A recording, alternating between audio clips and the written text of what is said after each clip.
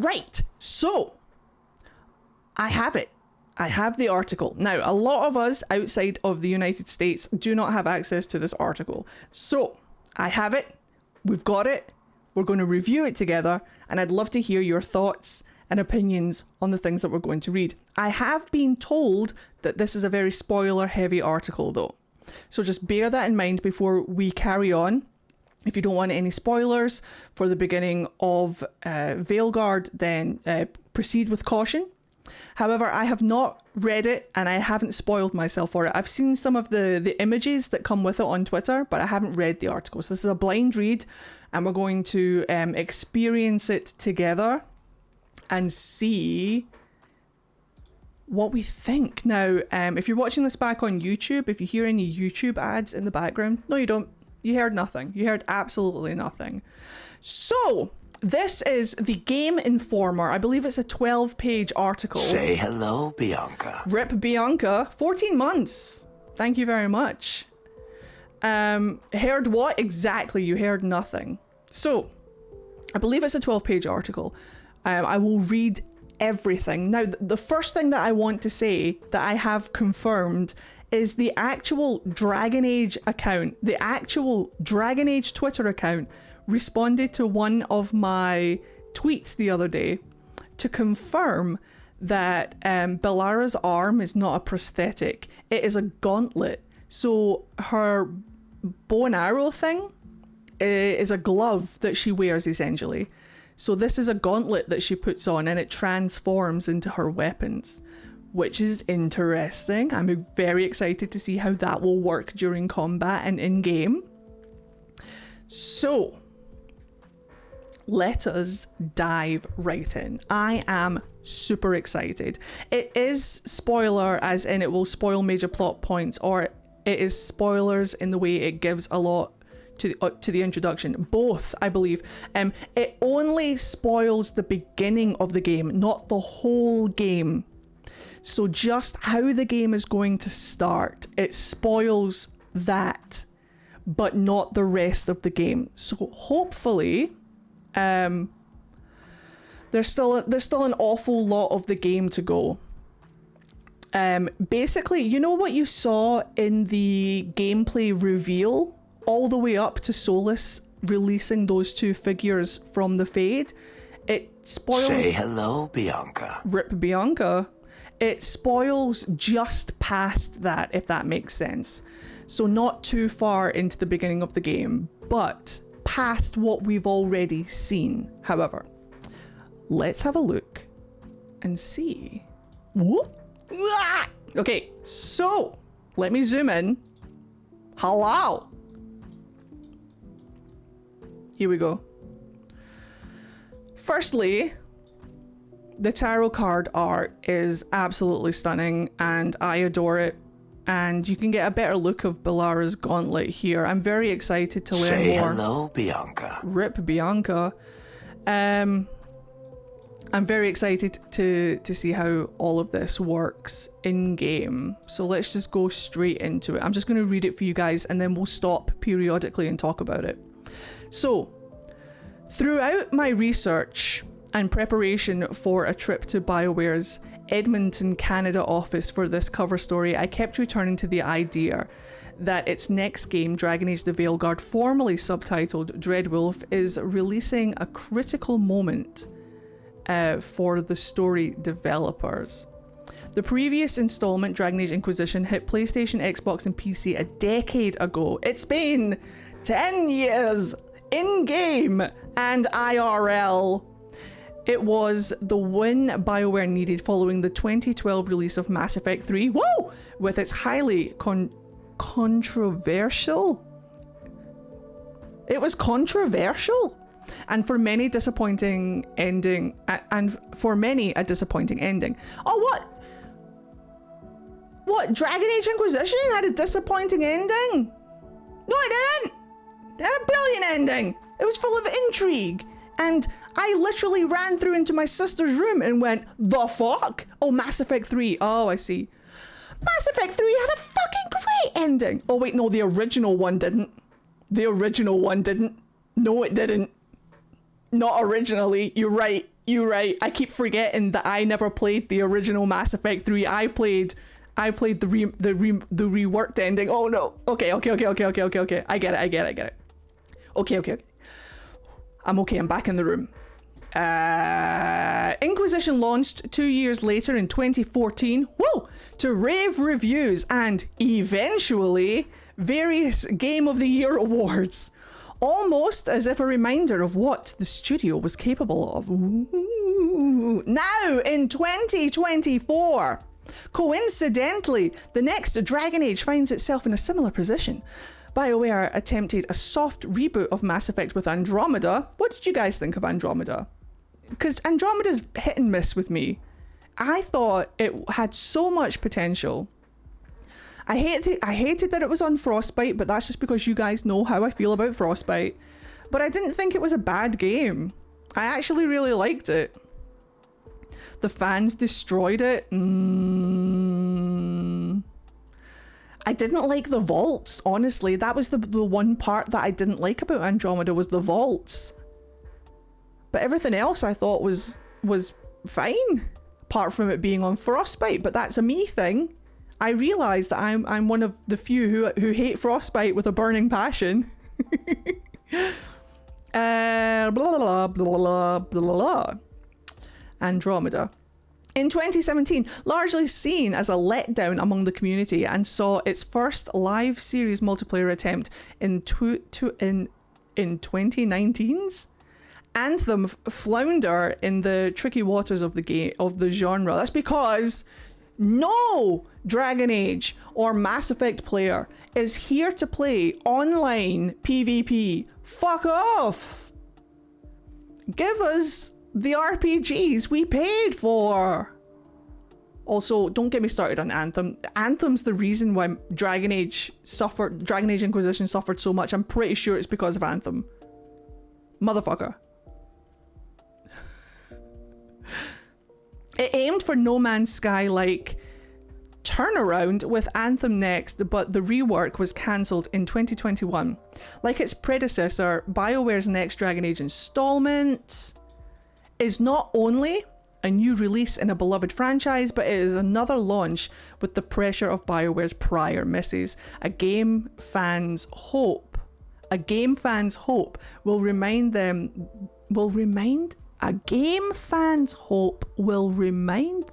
old BioWare is still alive today. Oh, a game fan's hope will remind them of the old BioWare is still alive today. That took me way too long to read. I apologize. Having been in this industry for 25 years, you see hits and misses, and it's all about building off of those hits and learning from those misses. BioWare general manager. No, you didn't hear anything. You didn't hear a goddamn thing. Read it again, Eddie. Look, Eddie learns to read live on Twitch. We all know that I can't read. And yet I'm making an effort for you guys right now, okay? So can we please just watch me learn to read in real time? Where was I? BioWare's general manager Gary Mackay, he would be Mackay if he was in Scotland, who's been with the studio since January 2020, tells me. As Mackay gives me a tour of the office, I can't help but notice how much Anthem is scattered around it. Boo! Boo! Boo-earns! More than Mass Effect, more than Dragon Age. God damn it, EA! God damn it! EA! Calm down! Give us the Dragon Age! There's a lot of Anthem. Posters, real-life replicas, and of its various javelins, wallpapers, and more. Recent BioWare news stories tell of leads and longtime studio veterans laid off and other departing voluntarily. Dude, they axed so many people. I'm genuinely worried for the future of Dragon Age, if there's going to be more Dragon Age games in the future after the Veilguard, because most of their fucking writers are gone, which does not bode well. It does not bode well. But we'll see. We will see. Veilguard's development particularly began with the COVID-19 pandemic in 2020 when I asked Mackay about the tumultuousness of BioWare and how he, as the studio manager, makes the team feel safe in the product it's developing. He says it's about centering on the creative visions. Quote, when we have that relentless pursuit of quality and we have passion and people in the right roles, a lot of the other stuff you're talking about just fades. The fade mentioned into the background. Nice use of the word fade there. Loved it. That's sentiment echoed throughout the team I speak to. Focus on what makes a BioWare game great and let Veilguard speak for itself. Though I had no expectations going in, it's been 10 years since the last Dragon Age after all. And BioWare has been cagey about showing this game publicly. And yet now they're showing us fucking everything? My expectations have been surpassed. This return to Thedas, by the way, if, just in case people don't know, I love dropping this little tidbit of information. If you look at the word Thedas, it's T-H-E, the word the, D-A, which stands for Dragon Age, and the letter S, which stands for setting. During early development, the setting for Dragon Age was just called the Dragon Age setting, and it kind of stuck, so that's where Thedas comes from. The Dragon Age setting. Love it. The singular continent of the franchise feels like both a warm welcome for returning fans and an impressive entry point for first-time players. I am so excited for first-time players to experience Dragon Age if they haven't played it before. If this is where they're coming into, if they're coming into Veilguard, I'm excited for them to hopefully fall in love with Veilguard and want to play the previous games. And then we have more people in the franchise, hopefully. That would be fantastic. Why have I never heard you talk about that? I've talked about it before, but not for a while. So whenever I don't talk about lore and tidbits for a while, I like to just slot them in random places, just to remind you guys that I know stuff. I know things. I'm the Fadewalker. Unifadewalker, subscribe. Okay, new age, new name. That seems to be pretty much just like an intro to the article, so hopefully we're getting into the meat. New age, new name. At the start of each interview, I address a dragon-sized... I address a dragon-sized elephant in the room with the game's leads. What was Dragon Age Dreadwolf is now Dragon Age the Veilguard. Why? I think it's pretty obvious why, but I'd love to hear how the devs actually word it. Would you like me to zoom in further? Or are you guys okay? Is that too much? Or do you prefer it here? First or second? In or out? Just before I do anything drastic. See? Out. Copy. Out. Perfect. Okay. Here we go. So, quote, these games are reflections of the teams that make them. And as part of that, it means we learn a lot about what the heart and soul of the game really is as we're developing it. Veilguard game director Corin,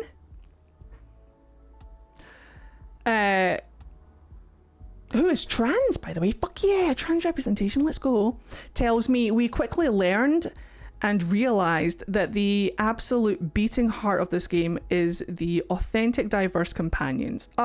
Bush, thank you. I can't read and I'm terrified of mispronouncing people's names. So it's Corin Bush.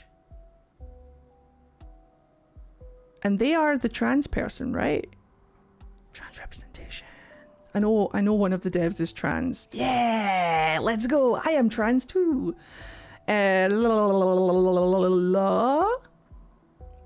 The diverse companions, and when we took a step back, as we always do, we always check our decisions and make sure they still represent the game we're trying to build. Dreadwolf no longer did that, but each member of BioWare I speak to tells me that the Veilguard does. And while I was initially abrasive to the change, lore aside, Dreadwolf is simply a cool name. I warmed up to the Veilguard. I was like that too. I was like that too. When I first saw that they had changed it from Dreadwolf to the Veilguard, I felt a little bit of abrasion because I really like the DAD abbreviation. If I'm honest, Dragon Age Dreadwolf DAD.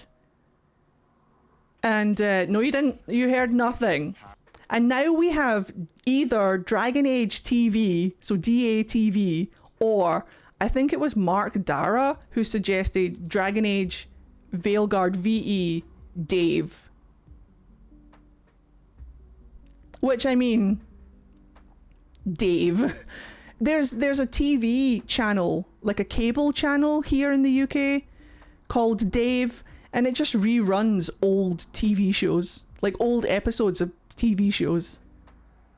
So whenever I hear Dave, also Dave was my brother's name, and I hate my brother. So I'm just like, I might not call it Dave, or I might call it Dave to reclaim the name. But Dave. But I don't mind Veilguard now.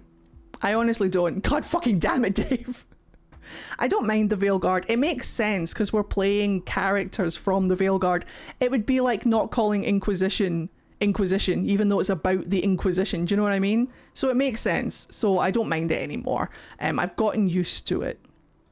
I think the only reason that it was abrasive at first is because I got used to calling it Dreadwolf. But as a trans person, I fully respect people changing their names, and I will be calling it the Veilguard.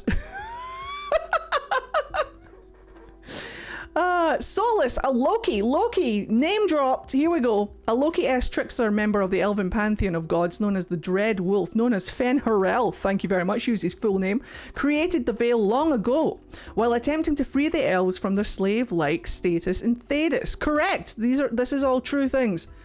The Veil is a barrier between the magical Fade and Thedas. Technically, yes, that is correct. Banishing elven gods and removing elven immortality from the world. Also correct. We're doing well. So far, lore accurate. But players didn't know that in Inquisition. But boy, did I enjoy finding out, where he is introduced as a mage ally and companion. However, at the end of Inquisition's Trespasser DLC, which sets the stage for Veilguard, we learn in a shocking twist that no one saw coming, even though we knew it. It wasn't at the end of Trespasser. Wait, hold on, I shall read on. We learn in a shocking twist that Solus wants to destroy the Veil and restore elves to their former glory. That is correct. We did find that out at the end of Trespasser. You should always finish your sentence before you comment. However, doing so would bring chaos to Thedas and those who call it home. The people who eventually become the Veilguard want to stop him. There's the plot, essentially. Quote, there's an analogy I'd like to use, which is if you want to carve an elephant out of marble, you just take a piece of marble and remove everything that doesn't look like an elephant. Thanks, John Epler.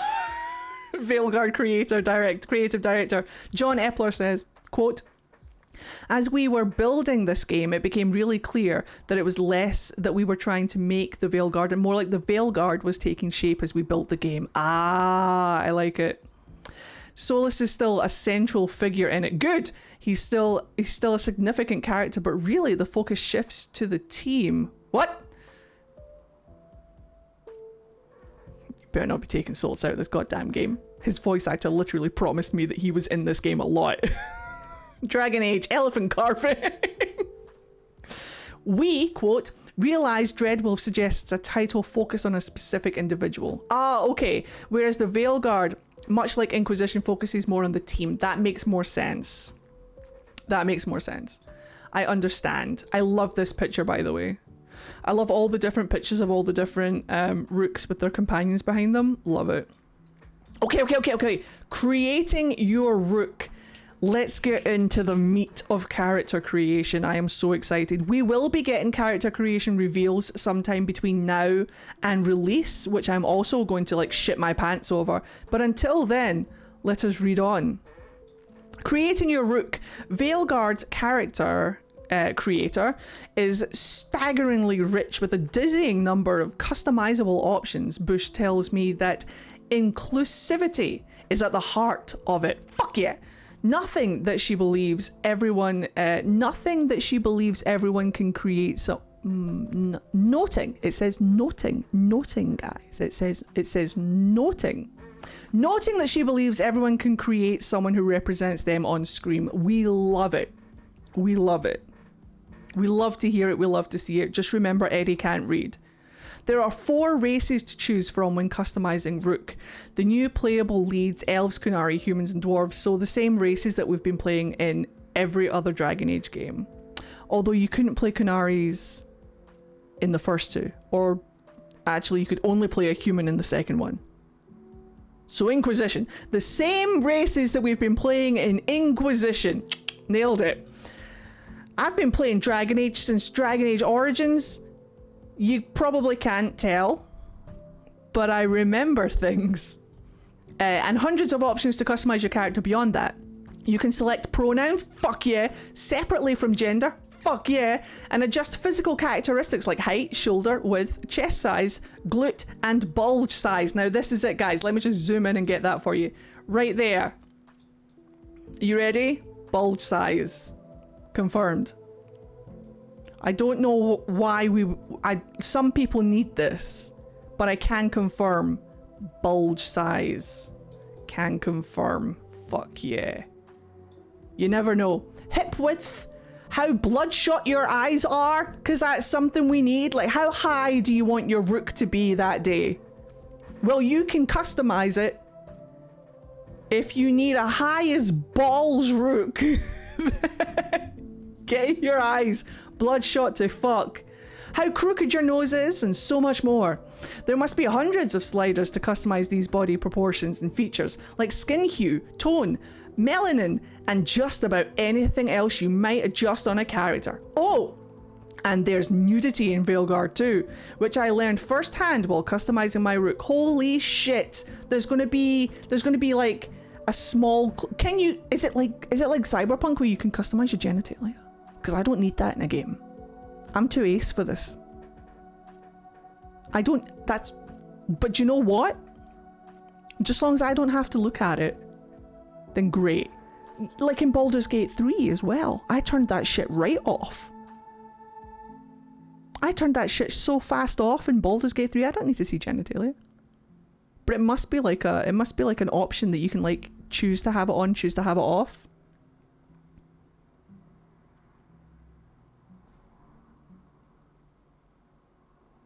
You heard nothing. You can decide hair and like shape and stuff, like size.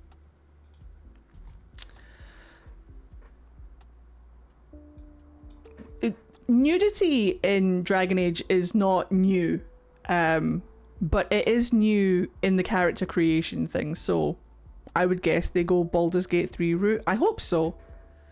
I forgot I'm point broke at the moment. I heard nothing but genitalia. Wait, no. Look, all I'm saying is that just as long as I can switch it off, I'll be fine. The technology has finally caught up to our ambition, and the Dragon Age series art director Matt Rhodes tells me as we decide on my warrior class Kunari's backstory, which affects faction allegiance, in-game dialogue and reputation standing, we choose the pirate-themed Lords of Fortune. Oh, they're pirate-themed? I thought Lords of Fortune... I suppose Isabella's a Lord of Fortune, isn't she? And she's a pirate. Oh, no. Thank you very much, Sam. Say hello, Bianca. Rip Bianca.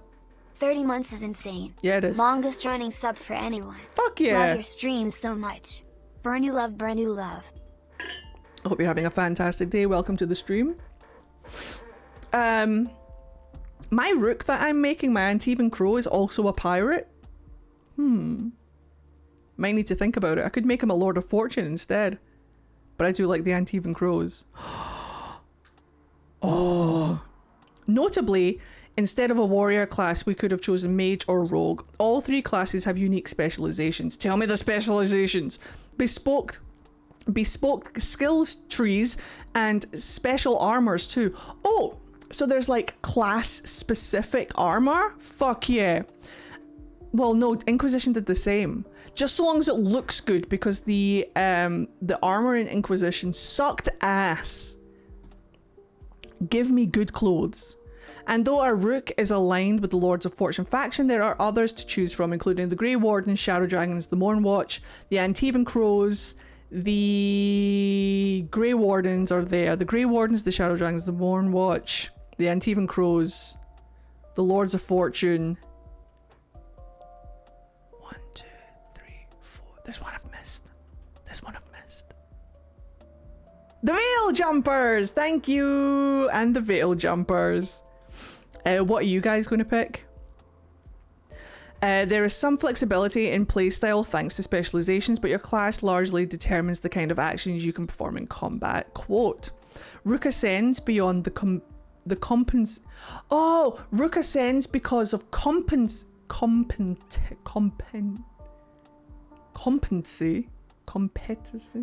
Because he does shit. Because he's good at things. Because he's competent. Not because of a magical MacGuffin. Oh, cool. BioWare core lead and Mass Effect executive producer Michael Gamble tells me, in contrast to Inquisition's, Destiny has chosen your characterization. Rook is here because they choose to be, and that speaks to the kind of character that we've built. Bush adds, someone needs to stop this, and Rook says, I guess that's me. He's fucking Hawk, and I love that. One of the things that I loved about Hawk as a character is that he wasn't technically chosen. Like, he was just there and he got shit done, and he started from literally rock bottom nothing and built his fortune and his name, got his family's house back through his own fucking bullshit that he inflicted on Kirkwall, and just built himself up and built himself up. Whereas the Inquisitor is only the Inquisitor because they just so happened to pick up the foci and get the anchor. And I still love my Inquisitor. Don't get me wrong, I love my Inquisitor, but there's just something a little bit more special about a character who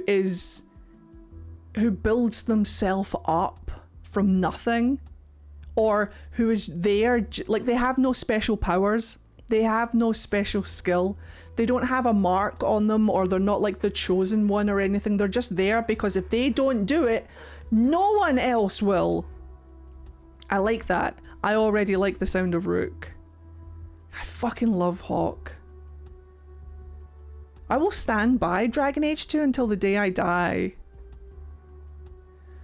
The Warden as well, to a lesser extent, but still, the Warden is still bound technically, even though they didn't become a Warden. They pretty much became a Warden because they had no choice. Like, Duncan just shows up and says, on then, Warden time, and Warden's like, what? And then once you're a Warden, you pretty much just have to fight the Blight. It's your fucking job.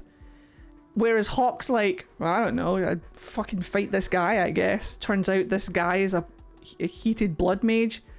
Everyone's like, oh, there's more blood mages over here. Where's that guy that killed that last blood mage? And Hawk's like, I'll do it, I guess.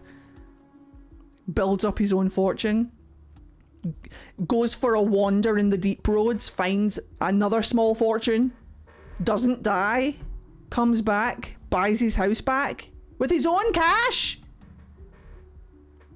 Just pisses around in Kirkwall, murdering people left, right and centre. Shit, nearly knocked that over.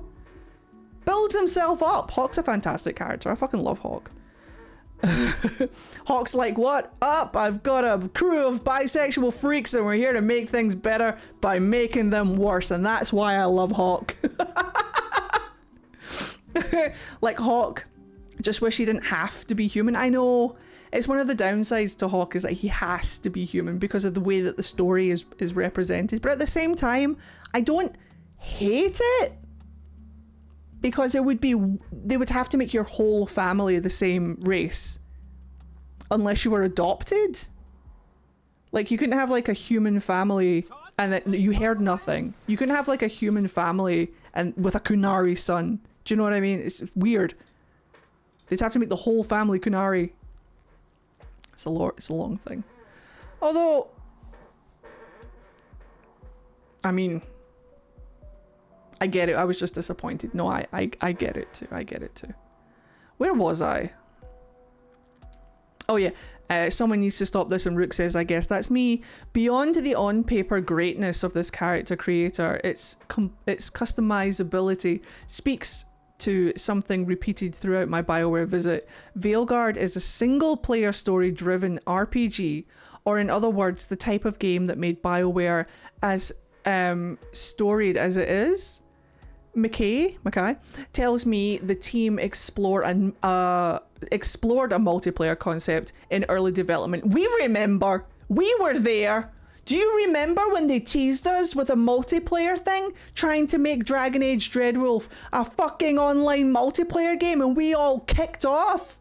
We kicked up so much shit. No, we said. No.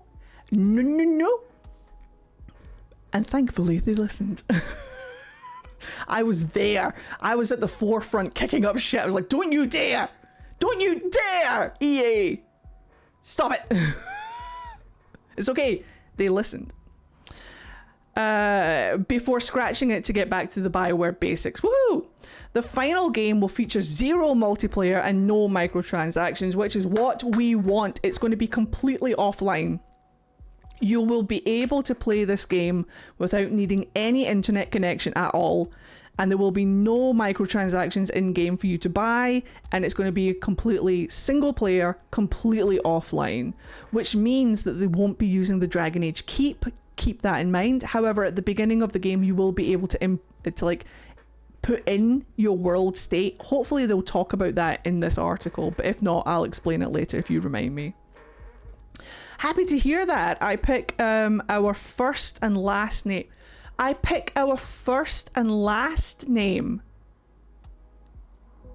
Rook isn't his last name?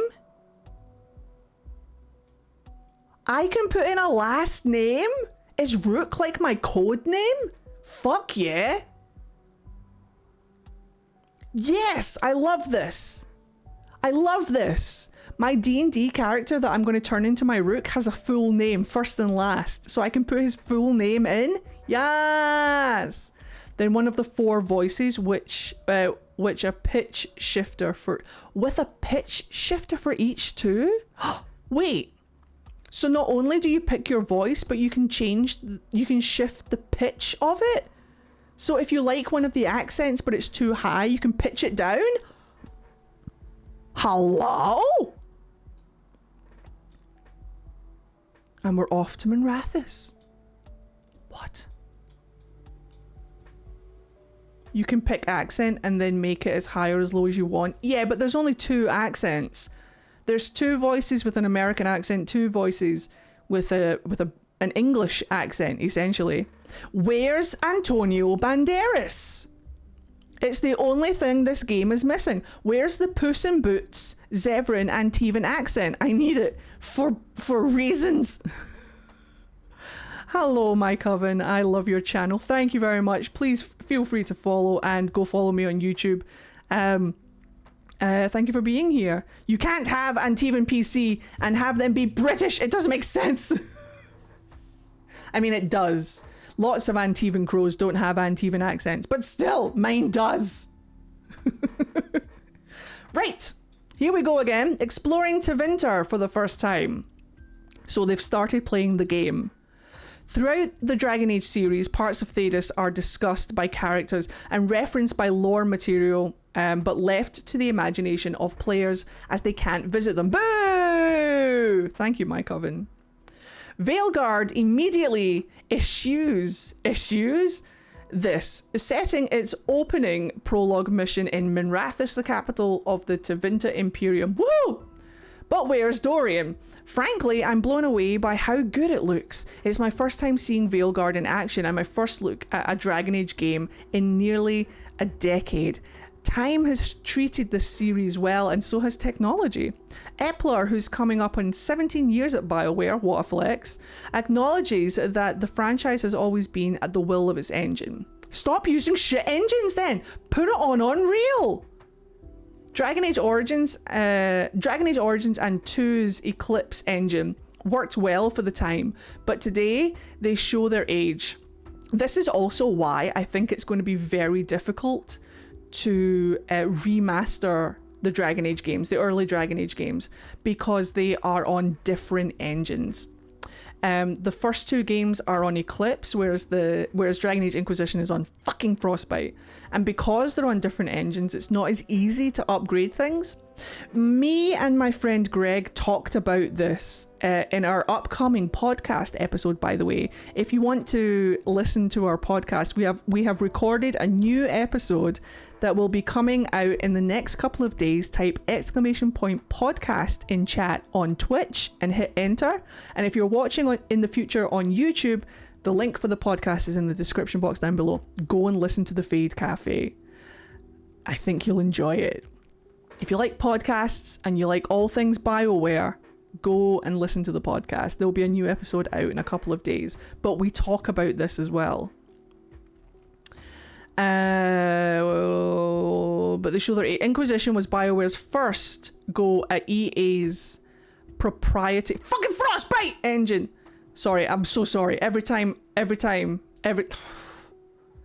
fucking hate Frostbite. Mind you, an engine designed for first-person shooters. Can we just take that in? This is why I hate Frostbite. This is why I hate Frostbite, and it's here in black and white, and it's perfectly explained, and I will now explain it to you guys again. Frostbite is an engine that is designed for first-person shooters, and decidedly not for multi-character RPGs.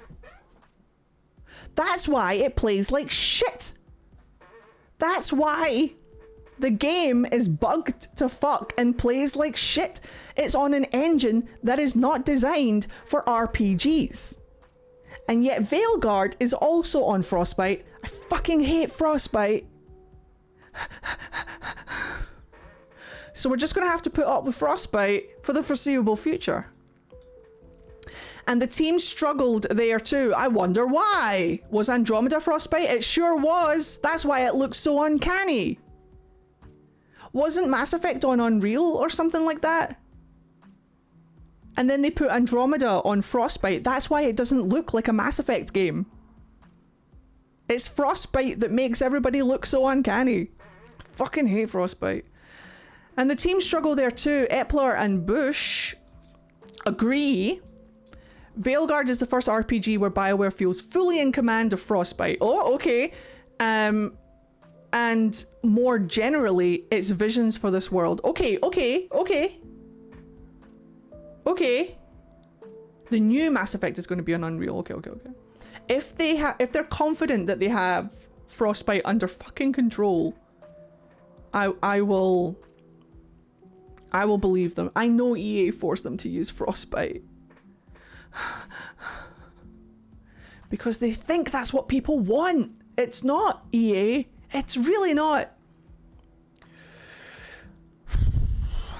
We begin inside a bar.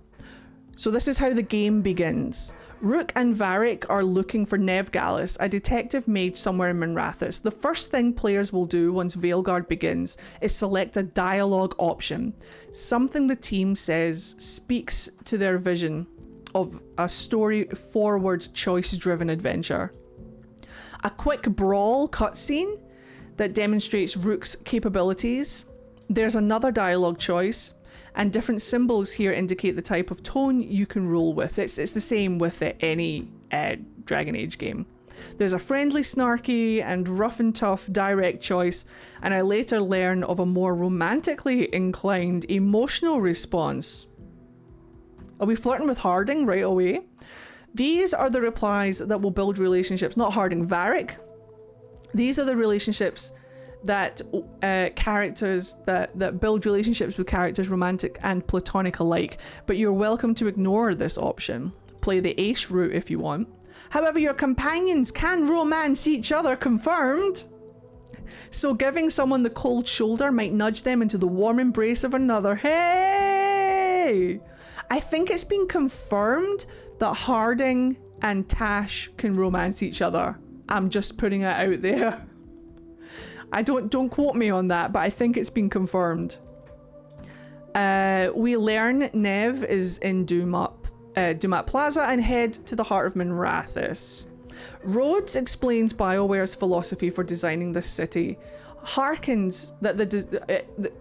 the city harkens back to a quick dialogue from Inquisition's Dorian Palmas, my husband. Upon entering Halam Sharal's Winter Palace in Wicked Eyes, the largest venue in Dragon Age history at this point. Really? As opposed to the hinterlands? I suppose it's like one interior location. Anyway, Dorian notes that it's cute and adorable, alluding to his Tevinter heritage. If Dorian thinks the largest venue in Dragon Age history is cute and adorable, what must the place he's from be like? It's like this. Let's fucking go. Rhodes says as we enter Minrathous proper in-game. Minrathous is huge, painted in magical insignias that look like cyberpunk-inspired neon city signs. That's what I said! That's what I said! Remember I said that all of the magic on the shops just look like neon signs? That's exactly what they were doing. Fuck yeah. Neon city signs and brimming with detail. Knowing it's a city run by mages and built entirely upon magic, Rhodes says the team let its imagination run wild. The result is the most stunning and unique city in the series. Let's fucking go! Down a wide, winding pathway, there's a pub with a dozen NPCs. Bush says BioWare used Veilguard's character creator to make each in-world NPC except for specific characters like recruitable companions. So every NPC that you see in-game has been made in the game's character creator. That's insane. Apart from the NPC companions, of course. And a smart use of verticality, scaling, and wayfinding to push us forward, push us toward the main attraction. Solus attempting to tear down the veil. All hell breaks loose. Pride demons are rampaging through the city. Considering Pride demons were bosses in prior games, seeing them roaming freely in the prologue of Veilguard speaks to the stakes of this opener. Something I appreciate throughout our short journey through Minrathous, to its centre below the cinematography at play. Or is the cinematography at play. As a Kunari, they picked a Kunari. My character stands tall, and Rhodes says the camera adjusts to ensure larger characters loom over those below.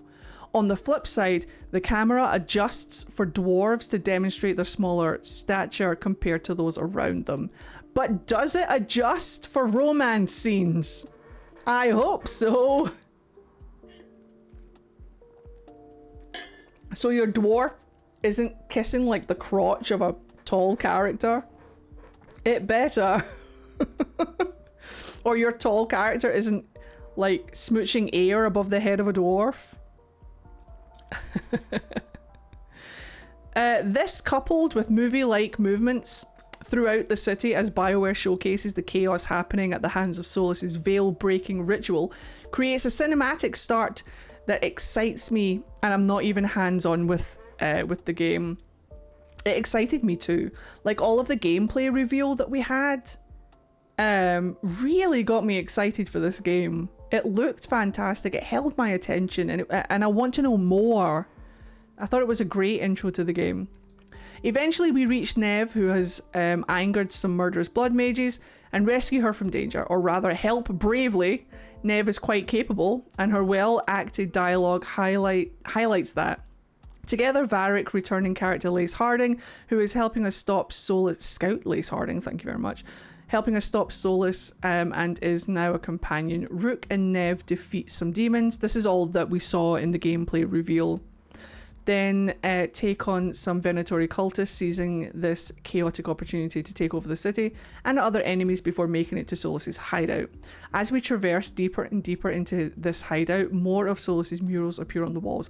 Now, this is the part that was cut out of...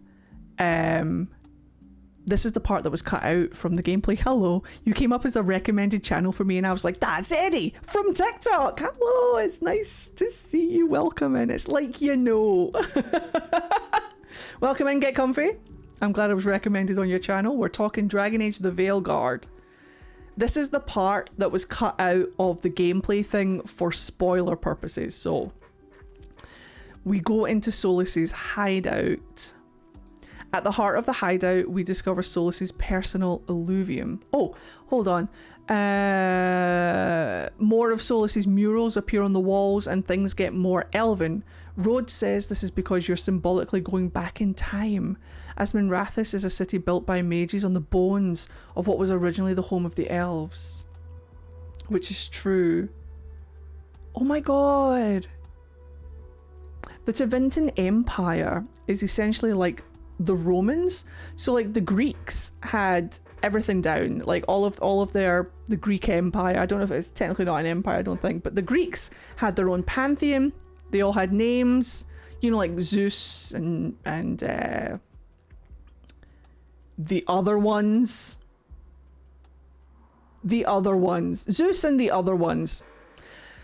And then the Romans come along and pretty much take their pantheon and rename them. So Zeus becomes Jupiter, Hermes becomes Mercury, Aphrodite becomes Venus. I'm starting to remember them.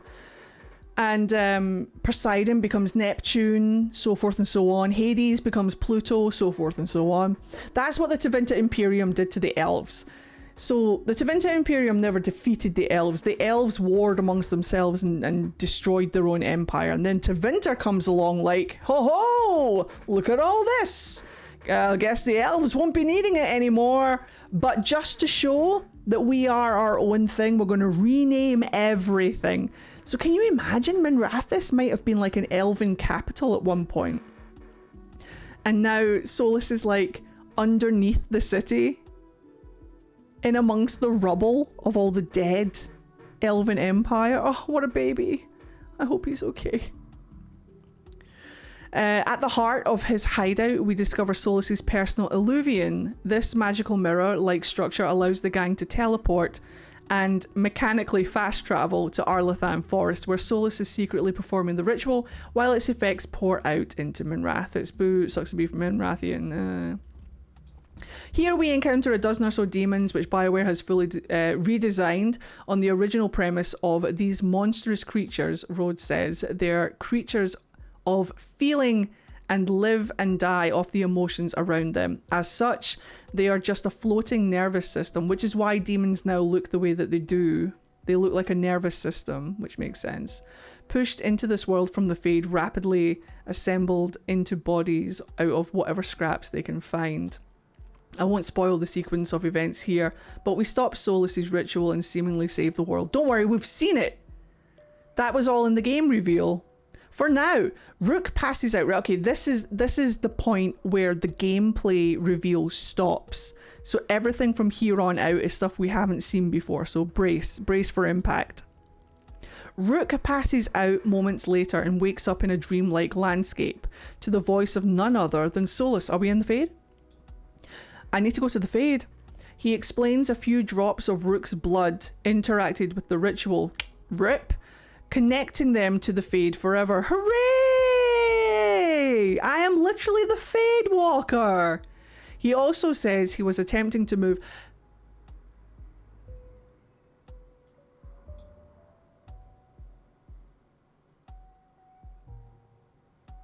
Fuck off.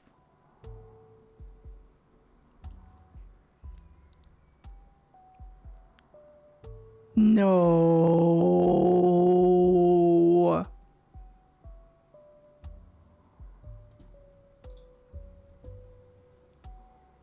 Hold on, whilst my brain processes.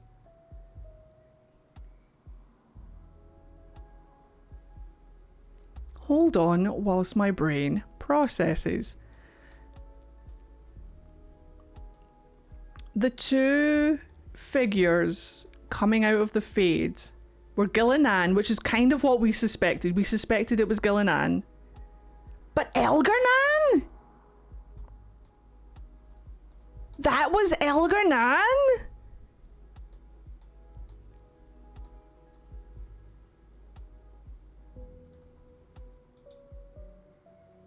Hold on.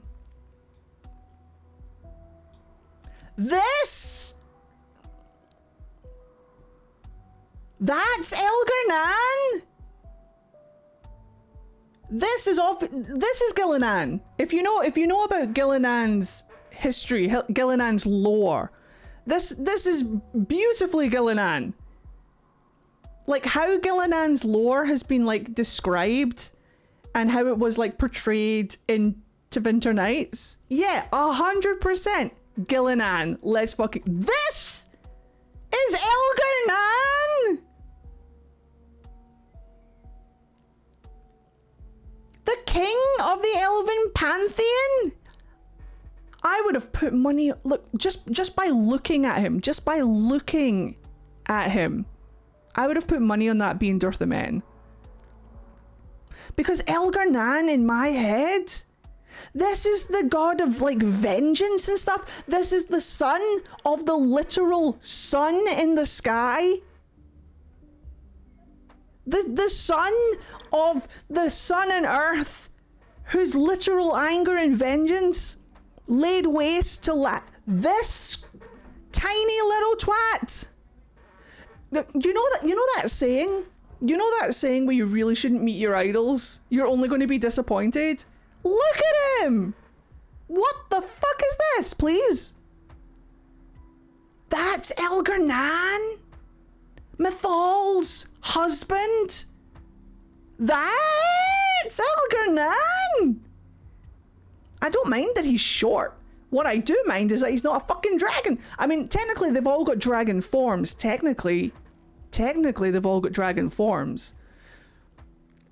But look at Gillinan! And then...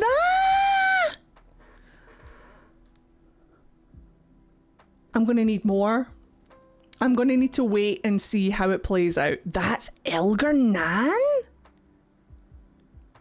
The High Lord... the Zeus of the Elven Pantheon? That's Elgar'nan?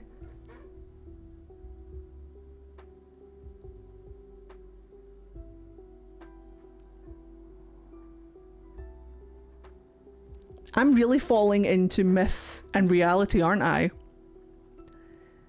I'm really falling into the trap of this is what Elgar'nan really looks like, and he's written himself to be like this tyrant, this dragon, this lord of vengeance, and really he's just a nerd in his mum's basement.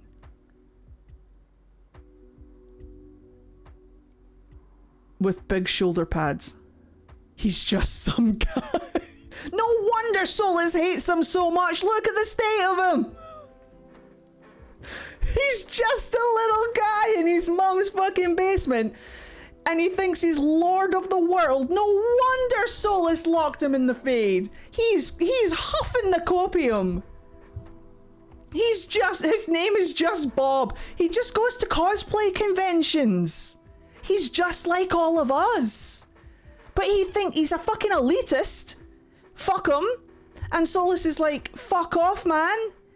I'll get to fuck. You're a piece of shit. And he's like, how dare you, piece of shit, me? And he's like, to the Fade, get away.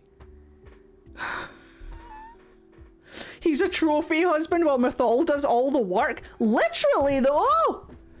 Look at him. That's Elgar'nan. Literally, I've never been more on Solus's side. No wonder Solus hates him. No, you didn't. Stop that. Stop that now, YouTube. Stop it. There we go. Literally, no wonder Solus locked him away. To be honest, Elgar'nan probably didn't even feel it because I bet you he never left his room. I bet you he just stays at home and plays fucking World of Warcraft all the time. Nothing wrong with playing World of Warcraft. I played World of Warcraft too, but do you know what I mean? Like, he just plays MMOs in his mum's basement.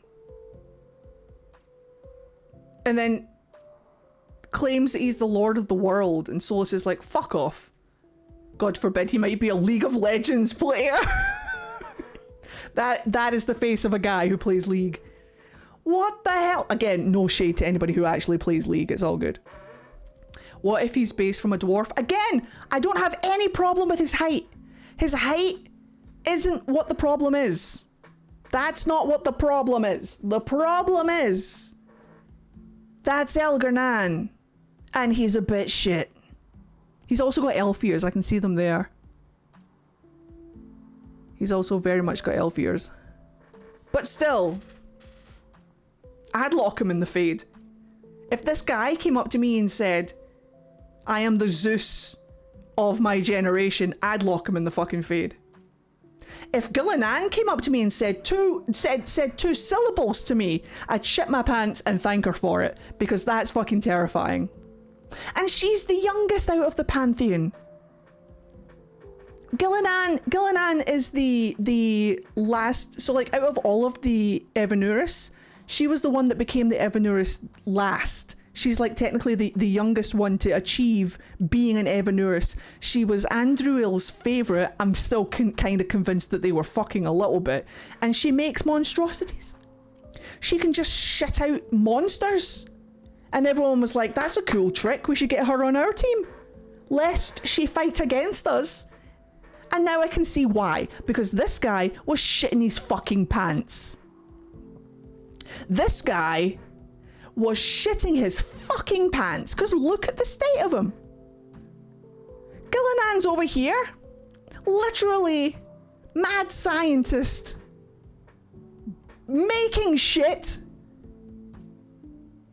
and he's like, oh fuck, better get her on my team, otherwise she might start throwing her monsters at me. So they made her an Evanuris. Because fucking look at her, you would. You'd want to be on her team. You wouldn't want to be picked last for basketball if she was on the other team, do you know what I mean? Fuck him, Solus. I'd lock him in the Fade as well. Anyway, we were reading an article. We were reading an article. So it is confirmed that it's Elgar'nan, which literally means the death of the sun. His name translates in Elven to the death of the sun, I'm pretty sure, because he literally murdered his dad, who was supposed to be the sun, and then buried him in the ground and created an eternal night, which obviously didn't happen, because look at the state of quick detour to shit on Elgar'nan.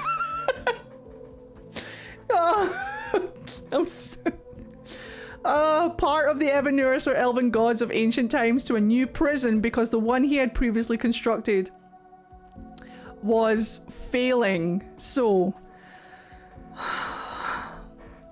unfortunately, Solus is trapped in the... Oh no! Solus is trapped in the Fade by our doing.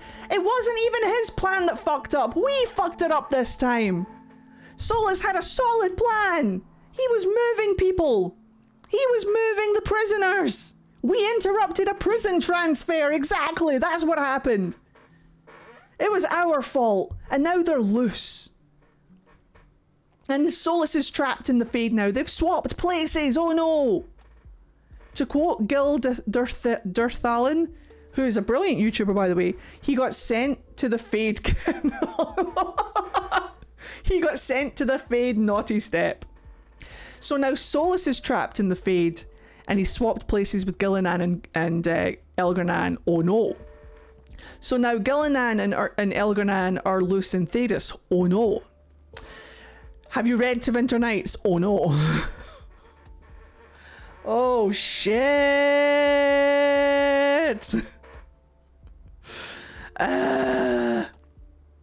Okay, so it is up to Rook to stop them. Thus, the stage for our adventure is set. Aha! Okay, the Lighthouse. I'm very excited about the Lighthouse. This is going to be our new Skyhold, so I want to learn all about the Lighthouse. Was there something down here I saw? The Veilguard who's who. We do know who's who. I'll go over that in just a second. So the Lighthouse. After their encounter with Solus, Rook wakes up with Harding and Harding and Nev in the lair of the Dreadwolf himself, a special magical realm in the Fade called the Lighthouse. Fun fact that nobody has asked for, but it's my time to fucking shine. The word Solus Solas. I think it's the same spelling. It might be a different spelling. But the word solace in Gaelic, in Scottish Gaelic and Irish Gaelic means a beacon of light, like the kind of light you get in a lighthouse. Full circle. Full circle. It means like light, like a guiding light. Fuck yeah, let's go. Being Scottish has paid off. So that's probably why we have a lighthouse. Clever little bastards. I see you, BioWare. I speak things. After their encounter with Solus, Rook wakes up with Harding blah blah blah blah blah in the thing called the Lighthouse. It's a towering structure centered amongst various floating islands. Epler says, much like Skyhold in Inquisition, the Lighthouse is where your team bonds, grows and prepares for its adventures throughout the campaign. Perfect. It also becomes more functional and homier as you do. It also becomes more functional and homier as you do. Okay, although already though it is a beautifully distraught headquarters for the Veilguard, although they aren't quite referring to themselves as that just yet. We'll get there. Yes, where is Varric? Varric isn't in the Fade. He might still be okay. Because if this is the lighthouse, then he's obviously not a companion. He might still be an NPC or he's dead. Because let's face it, they did fire, well, they didn't fire. No, they did. Mary Kirby is no longer at BioWare. She was one of the ones that was let go. So what if he does die and they don't need her anymore and that's why they let her go? Which is still pish, by the way. That's still terrible. But he is not featured in the companions. Now, these are the companions. Maybe Varric is just not a companion. Or maybe he dies. I'm not going to lie. He was giving I'm about to die puppy dog eyes in the beginning of the game. He's trapped with Solus and screaming at him the whole time. Maybe. Who knows? Maybe going and getting the Inquisitor. Who knows? We have to wait and see. But this is our new war table right here. This is essentially where we get all of our missions and stuff. This is going to be our new war table. I don't think it's going to function the same way as the war table, but this is going to be our new Skyhold. This is going to be our new war table. That's going to be my new husband. Then that's going to be my new husband. Then that's going to be my new husband. And here are my new wives. I'm just saying. I'm going to go Lucanus first, then Emmerich, then I might do Davrin, then Nev, and then I can't decide. I want to romance everybody, but I think that's the order I'm going in so far. I might do Harding after Nev, because I want to romance Harding. But yeah. Let's read on. Ooh! Look at it! Look at it! Look, there's Mage! Wow! Oh my gosh. Right. We've got a lot to get through. Let's get through more of the... Oh my goodness, look at this! Look! That's like the wolf statues.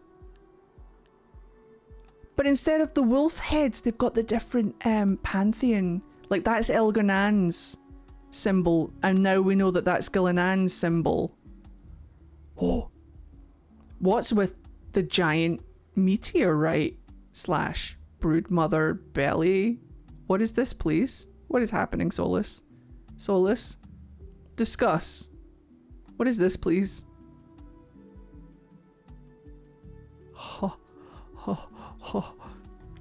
Because it was Solus's home base of operations, it's gaudy. Oi, with his fresco murals adorning various walls. Greenery hanging from above. I love that he likes plants. Hello, Uncle Iroh. I love that he loves plants. and hues of purple and touches of gold everywhere, in keeping with the theme colours of the game. Since it's in the Fade, a realm of dreams that responds to your world state and emotion, the lighthouse reflects the chaos and disrepair of Thedas you were in moments ago. Wait, if we were in the Fade, physically in the Fade, explain that, please. Because Rook's blood is connected to the Fade, but the companion's blood isn't. What? Hello? I see a clock symbol over a dialogue icon in the distance. What? Which signals an optional dialogue option. But is it timed? I fucking hate timed things. We head there, talk to Nev, select a response and try our hand at flirting, and then head to the dining hall. Oh, we had a dining hall?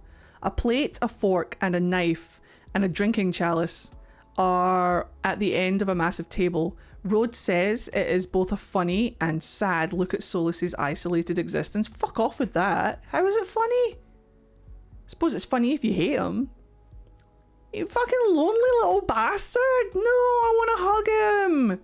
And an example of the detail BioWare's art team has put into the Veilguard. I'm going to cry. I'm going to cry when I see him living by himself. Twat. Let me come and keep you company, Solus. Hello there, Sophia. Look. I don't care. I'm going to keep him company. It's a case of letting you see the story, he says. It's like when you go to a friend's house and see their bedroom for the first time. You get to learn more about them. From the dining hall, we gather the not quite Veilguard in the library, which Bush says is the central area of the lighthouse where your party will often regroup and prepare for what's next. The team decides it must reach the ritual site back in Arlathan Forest, and Bush says, I'm missing unique dialogue options here because I'm a Kunari.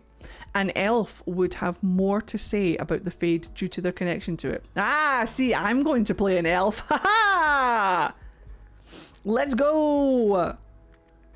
The same goes for my backstory. Earlier in Minrathous, if I had picked the Shadow Dragon's background, Nev would have recognised me immediately with unique dialogue. I love that. I love the faction that you pick and the race that you pick actually influences the story information that you get, and I cannot wait. The trailer was a little iffy to me. I'm still looking forward to it, but I kind of felt they were just harping to the Borderlands kind of humour. Unfortunately, everybody's humour is not our own, and there are an awful lot of hit and misses with humour in the BioWare franchises for me as well, but I'm hoping that it will pull through in the characters and stuff, but we won't know until we play the game, so let's hope. With our next move decided, we head to Solus's Illuvian to return to Arlathan Forest and the ritual site. However, it is not fully functional without Solus, of course. And while it returns us to Arlathan Forest, it's not exactly where we want to go. A few moments later, we're back in the Arlathan Forest, and just before a demon-infested suit of mechanized armor, a demon-infested suit of mechanized armor known as a sentinel can attack. Holy shit! We're fighting suits of armor! 2 new NPCs appear to Strife. Yes! Honestly, when you listen to our new podcast episode, my friend who I do the podcast with, Cafe3G, asked me, who do you think is going to appear in the game? Like NPC wise. One of the names I mentioned was Strife from Tevinter Nights. One of my favourite characters in Tevinter Nights. Fuck yeah. I cannot wait to see him in game. Strife and Elgar'nan. Harding recognizes them. Something Dragon Age comic readers might know about. They're experts in ancient elven magic and part of the new Veil Jumpers faction. I believe they were also in The Missing.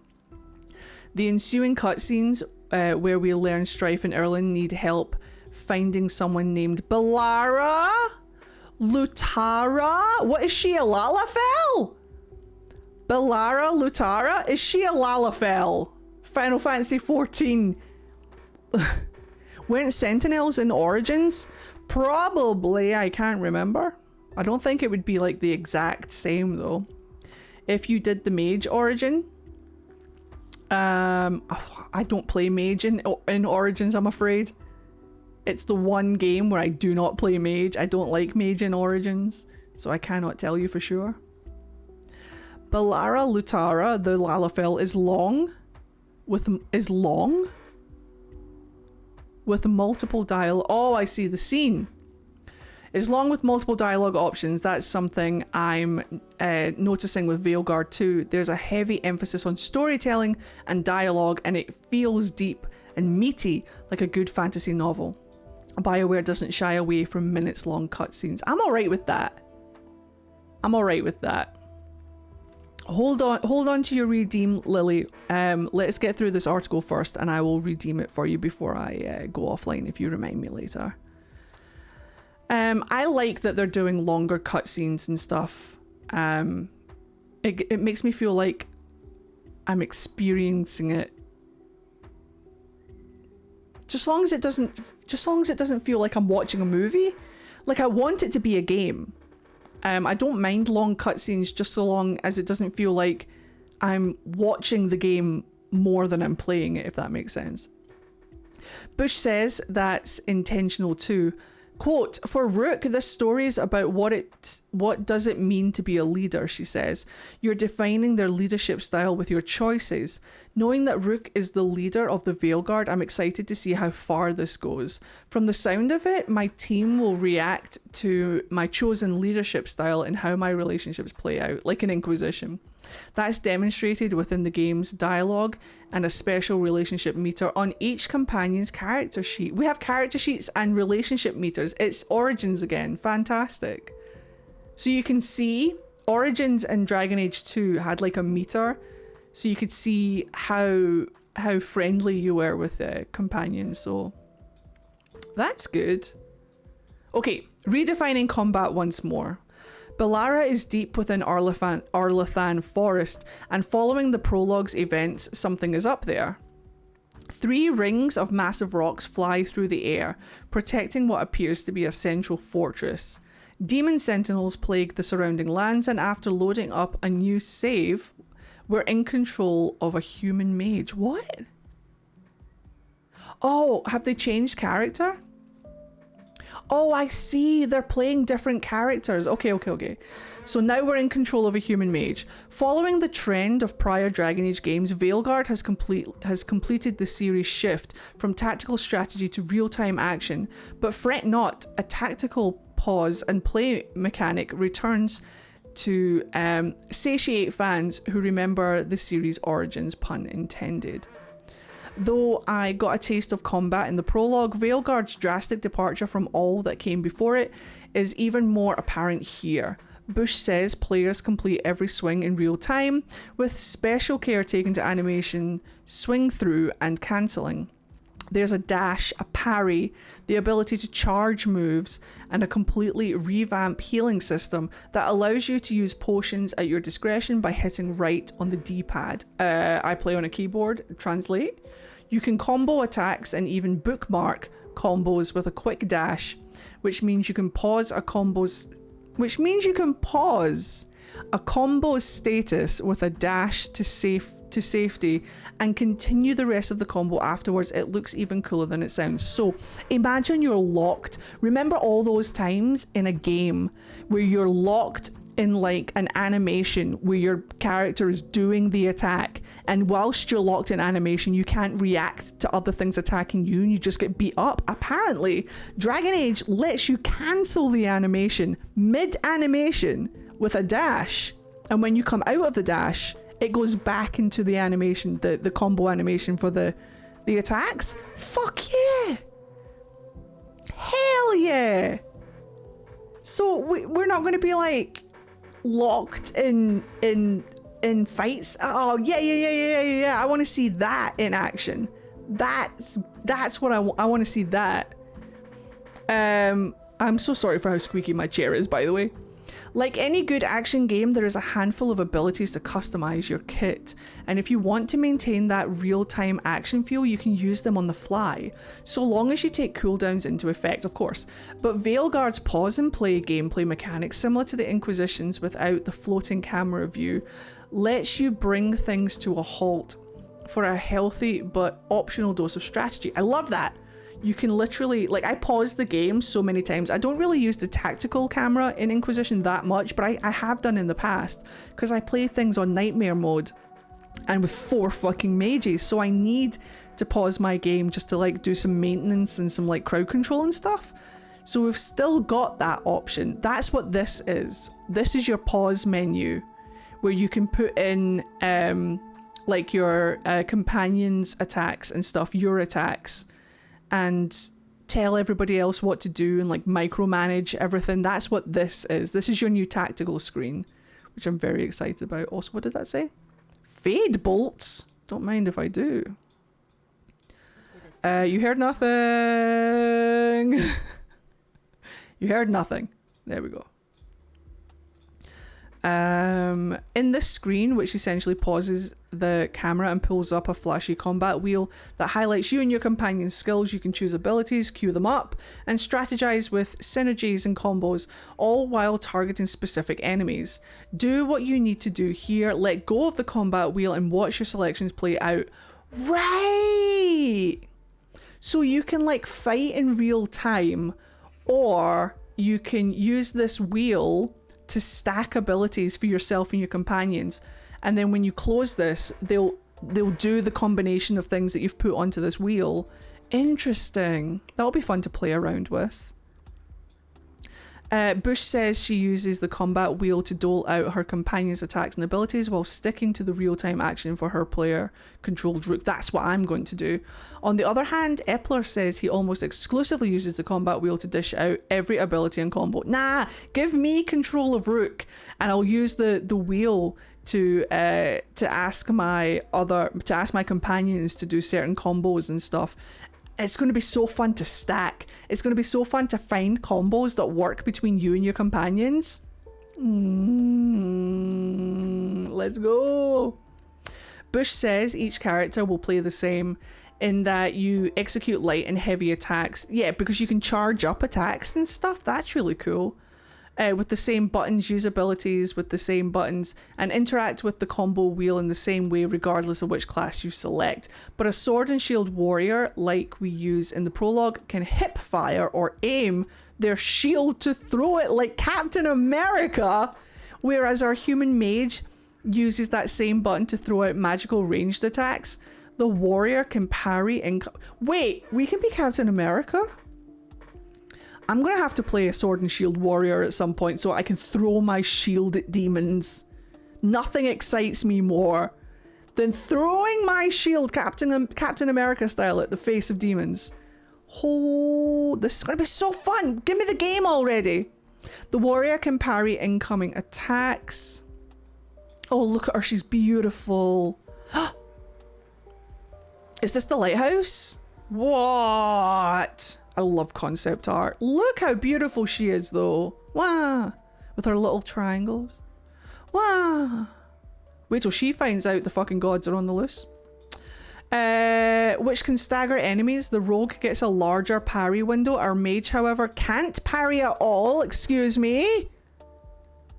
Explain. Instead, they throw up a shield that blocks incoming attacks automatically so long as you have mana to sustain it. So it's like barrier. Fuck yeah. What I see from Veilguard is a game that finally brings the gap that... Hold on. Bring it over here so you guys can see it.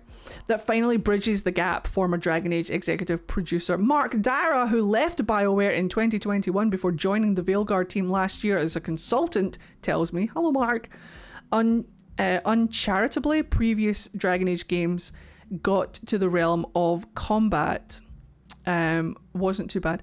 The previous Dragon Age games got to the realm of combat. Wasn't too bad. Uncharitably. In this game, the combat's actually fun, but it doesn't keep that thread. But it does keep that thread that's always been there. You have to focus on Rook, on your character, but still have the control and character coming into the combat experience from the other people in the party. Okay, that was a sentence. That was a sentence. This is really the best Dragon Age game that I've ever played, he adds, nothing, noting his bias. This is the one where we get back to our roots of character-driven storytelling, have really fun combat and aren't making compromises.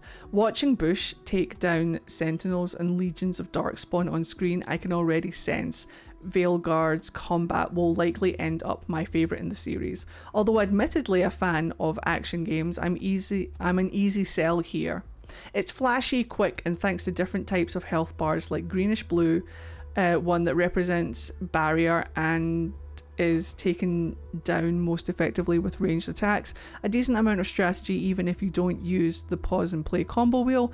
Like the rest of the game too, it's gorgeous with sprinkles of droplets and splashes of magic in each attack our mage unleashes. Though I'm seeing the game run on a powerful PC, which is sure to be the best showcase for Veilguard. Eppa tells me the game looks amazing on consoles. He's been playing it on PlayStation 5 and enjoying it in both its fidelity and performance models, but I'll have to take his word on it. I'm interested to see what specs of PC this game is going to need. Oh, is that the lighthouse? Look at that, that's beautiful. Take me there. I love that we're going to be spending most of our time in the Fade. Fuck yeah. Right, okay, we've got so much more to go.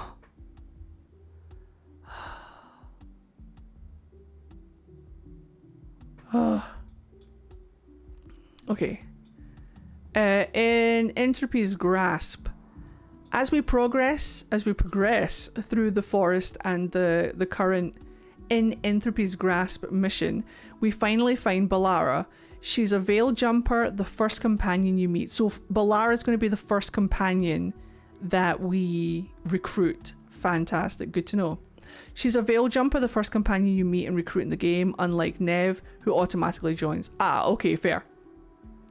And the centerpiece of this issue's cover, blah, blah, blah, blah, blah.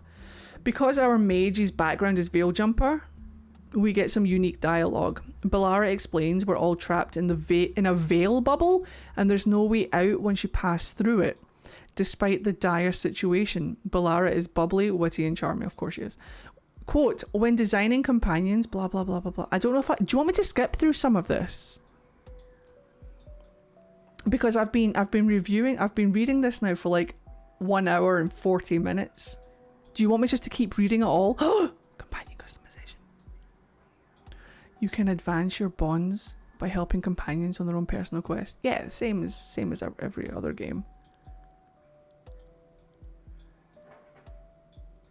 When designing companions, they're the load-bearing pillars for everything, Rhodes says. They're the face of their faction, and in this case with Balara, the entire area of the world. She's your window into Arlathan Forest. Rhodes describes her as a sweetheart and a nerd for ancient elven artifacts. As such, she's dressed more like an academic than a combat expert, although her special arm gauntlet, there you go, confirmed that it's a gauntlet, not a prosthetic, is useful both for tinkering with her environment and taking down enemies. Unlike Nev, who uses ice magic like our Rook and can slow down time with special ability, Balara specializes in electricity. So that's something else. Each mage is going to be specialized in different magic. So Nev is ice, Balara is lightning. I don't know which elven god that's meant to be. It could be Durthamen, but it's hard to tell because they've all changed. Like, I don't recognize that one. It's not the same as the ones that were in Inquisition, but it could be Durthamen. Could be Falun Din. It honestly could be any of them. The eye makes me think it's Falun Din. But the bits around here that look like wings make me think it's Darth Men. But I could be completely wrong because I don't recognize them from Inquisition. They're not the same as Inquisition, so. Where was I? Electricity magic, and she can also use magic to heal you. She's a healer.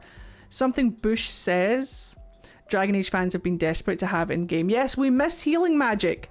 Bush says if you don't direct Nev and Ballara, they're fully independent and will attack on their own, but synergizing your team will add to the fun and strategy of combat. Yay! Ballara's electric magic is effective against sentinels, which is great because we currently only have access to ice. However, without Ballara, we could also equip a rune that converts my ice magic for a brief duration into electricity to counter the sentinels. Interesting. We can add runes and stuff. My back is getting a little bit worse, I'm not gonna lie, but we're gonna power through this. I want to get through this article. What are you guys thinking so far? I'm just gonna keep reading. Let me know your thoughts in chat. As we progress through Arlathan Forest, we encounter more and more Darkspawn. Ballara mentions the Darkspawn have never been this far before because the underground deep roads. No, you didn't. No, you did not. You did not. There we go. Because the underground deep roads where they usually escape from aren't nearby. However, with blighted elven gods roaming the world... Oh shit, that's right! The elven gods are fucking blighted! Oh no! That's probably... That's... Oh no.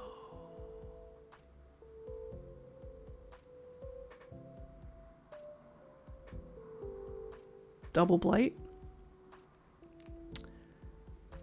That's probably how Corypheus got blighted and became a Darkspawn, because he went into the Fade. He didn't meet any of the elven gods. He said he saw the throne of the gods and it was empty. But I bet you anything he caught the fucking blight off of where, because stupid man. But then what are the old gods? Like the archdemons? They're obviously not the Evanuris. Oh, the Forgotten Ones. Oh no, the Forgotten Ones.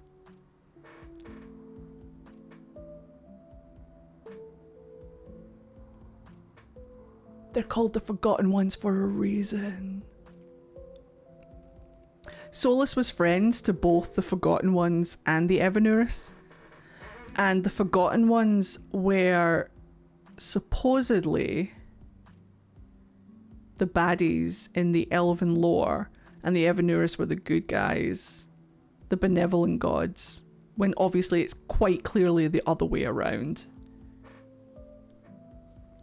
If the archdemons...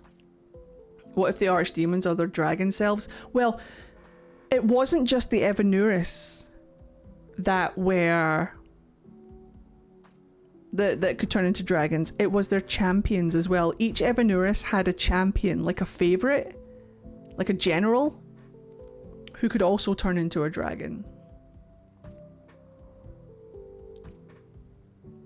I'm so excited to find out.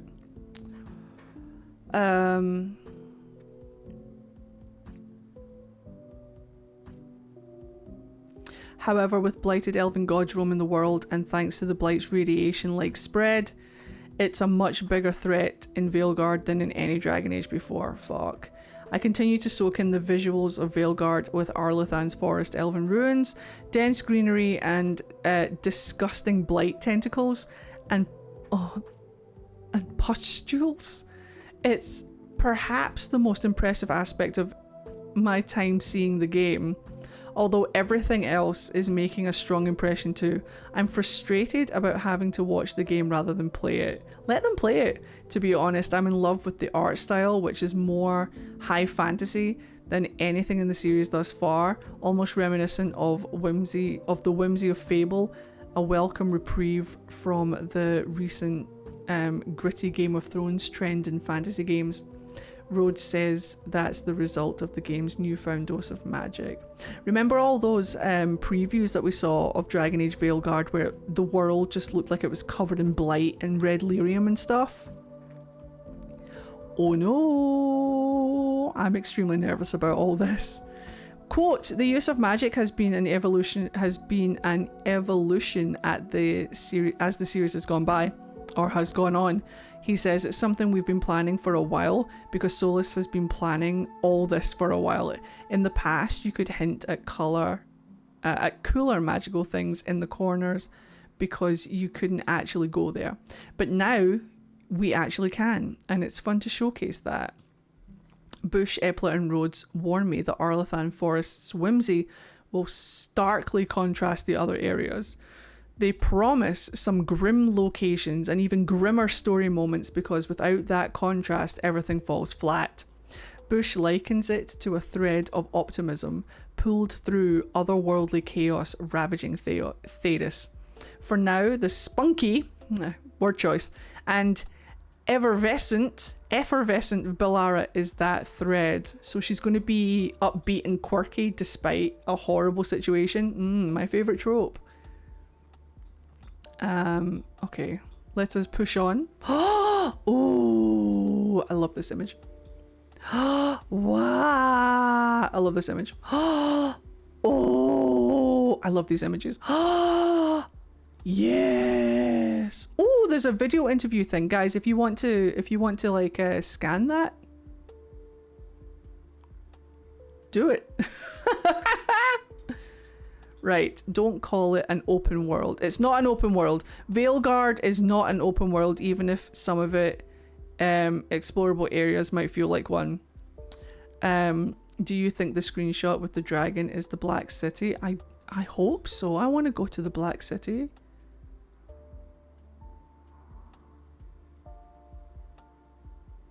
I want to go to the Black City. With the circle in the background. Does that mean that's an elven god? What if it's Solus? What if Solus is a dragon? No, I'm joking. As we progress deeper into the fortress, Bellara spots a floating fortress and thinks the artifact needed to destroy the veil bubble is in there. To reach it though, we must remove the floating rocks, and Bellara's unique ability, Tinker, can do that by interacting with a piece of ancient elven technology nearby. Bush says Rook can acquire abilities like Tinker later to complete such tasks in instances where Bellara, for example, isn't in the party. It's like in Dragon Age Inquisition where you need a rogue to lockpick, or a warrior to kick down a wall, or a mage to like lift up bridges and stuff. It's like that. You think we'll get answers about Andraste? I have no idea. I'm excited to find out. Bellara must activate 3 of these in Arlathan Forest to reach the floating castle, and each one we activate brings forth a slew of sentinels, demons, and darkspawn to defeat. Oi. Bush does so with ease, showcasing high-level gameplay by adding 3 stacks of arcane build-up to create blah blah blah blah blah blah blah blah blah. Now she begins charging a heavy attack with her magical staff, then switches to magical daggers. In a second. Wait. Now she begins charging a heavy attack with her magical staff, then switches to magical daggers. Oh! In a second loadout access with a quick tap. Oh, fuck yeah, we get double loadouts. So I can be a mage that has a staff and daggers. Let's go! And then back to the staff to change it some more and unleash a heavy attack. Fuck yeah. I want that. After a few more combat encounters, including one against a sentinel that's frenzied, which means it hits harder, moves faster, and has more health, holy shit, we finally reach the center of the temple. Within is a particular artifact known as the Nadas Durthalen. Nadas means certainly or surely, and Durthalen is like Durthalen. Durth is to tell, to know, to speak, stories, knowledge. Like the Vir Durtha. What's the library called? What's the Shattered Library called? Len. Len means child, though. But no, wait. Durthala? Yeah. The Vir Durthala or something like that. Those are the spirits within the Shattered Library, the Vir Durthala. The way of knowledge. So, Durthalen? Len means small. Like child?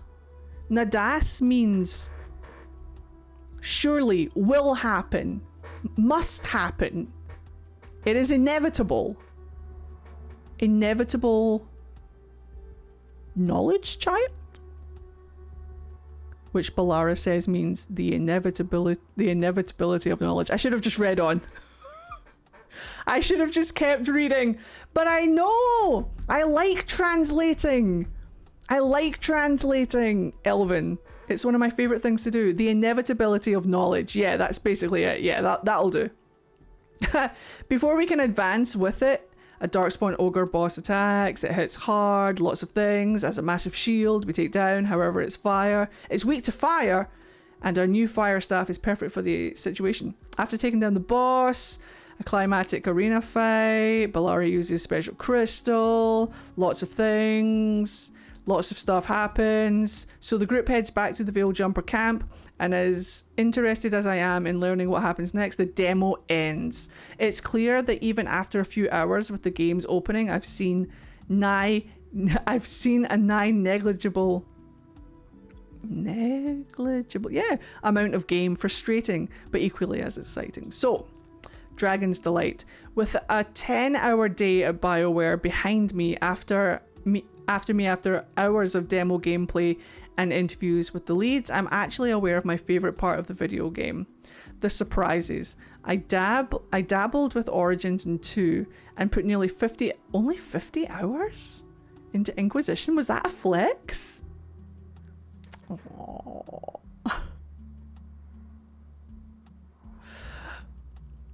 I like hearing you translate first before being given the translation so we know how accurate you did. I should have just read on. It wasn't that impressive. Hey Eddie, I wanted to share my news today. Apparently it's my 1 year anniversary with my job. Well, congratulations. Only 50? Baby numbers. Nah, we don't shame here. However, we do sass. But any familiarity with the series the latter gave me had long since subsided over the past decade. I wanted to be excited about the next Dragon Age as I viewed each teaser and trailer, but other than seeing the words Dragon Age, I felt little. What? I'll write the interview. Without gameplay, without a proper look at the actual game we'll all be playing this fall, I struggle to remember why Inquisition sucked me in 10 years ago. That's fair. This trip reminded me. Dragon Age, much like the Thedas of Veilguard, lives in the uncertainty. Yes, Dragon Age is fantastic. We're very excited for Veilguard. Yes, since 2009, I'm surprised by all the things. I'm surprised by how wonderful Veilguard is going to be, and I'm sure it's going to be absolutely fantastic. Skip. Show me things! Ooh, large. No. What? Was that it? Was that it? Was that it? Was that the whole article? Oh. That was the whole article. They just played the game. They just played the game. Okay, but I do have other updates. Hold on. Come over here to IRL real quick. I do have other updates. I was hoping. Stay there, I'm getting a thing. Stay there, I'm getting it. Hold on. Here we go. Come with me. So, Dragon Age. You may have heard of it. Here's a look at the skill tree, which I don't know if you guys have seen yet. This is what the skill tree is going to look like. Jingle, jingle, jingle. Look at this. So like here's the mage skill tree with the subclasses. So we've got Evoker, I don't know what that means. Deathcaller, I don't know what that means. And Spellblade, I don't know what that means. But judging from the... If you look, so Evoker is the Shadow Dragons, Deathcaller is the Mornwatch, and Spellblade is the Antivan Crows. So, do you have to be an Antivan Crow? I don't think so. Spellblade is like Knight Enchanter. Evoker? Something. And then Deathcaller is Necromancer. Let's face it. So this is going to be Necromancy up here. This is going to be fighting with blades. And then Evoker... Yeah, it could be like Elemental, I guess. That's going to be cool. So then you've also got Sustain Magic over here, Control Magic, and then Burst Magic. So I wonder where healing is going to be. Sustain, I suppose. So this is going to be like your healing magic down here. This is going to be like Burst Attack Magic, and this is going to be like Crowd Control Magic or something. And then here is Rogue. So you've got Veil Ranger down here with the Veil Jumpers. Saboteur with the Lords of Fortune. And Duelist with the Antivan Crows, which is going to be fucking great. I'm very excited. These are like standard rogue classes, but Veil Ranger. I bet you anything that's the specialization that the... Oh no, never mind, because that's level 30. Never mind. Rook Thorn. And then this is Warrior. So we've got Champion with the Grey Wardens, Reaper with the Mornwatch, and Slayer with the Lords of Fortune. So we're going to have like Dragon Slayer, Monster Slayer, Reaper, like as in like the Reaper that we've had before, like a Berserker essentially, and then Champion, which we've had before as well. But these ones are different. So look, we've got Survival abilities up here, weapons abilities, and then just abilities down here. So I wonder what the definition between these ones are. These are like self-sustaining and like blocking maybe. These ones are for your weapons, and then these ones are just like general abilities. Who knows? But this is cool. I wonder if you can you only pick one specialization? What if you like wanted to stretch out into the other ones? I can't wait to see how this works all together. But I'm very, very excited about Mage. Very excited. And then here's a close-up look at what all of the abilities are going to look like. So you've got Wall of Fire, which obviously creates a wall of fire. But look, all of these little bits here are all abilities and passives. I wonder if the faction icon is based on which companion teaches you the skill. Oh, that could be it. Maybe. But Mornwatch is there. I suppose so. That would be cool. It's like Origins. Remember in Origins how you could learn your subclasses from your companions, so you could have multiple subclasses? What if that's what it is? So like Tash teaches you Saboteur.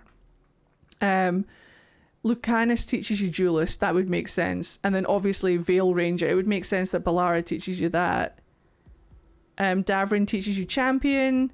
Emmerich teaches you Reaper. Tash teaches you Slayer. And then obviously Nev teaches you Evoker.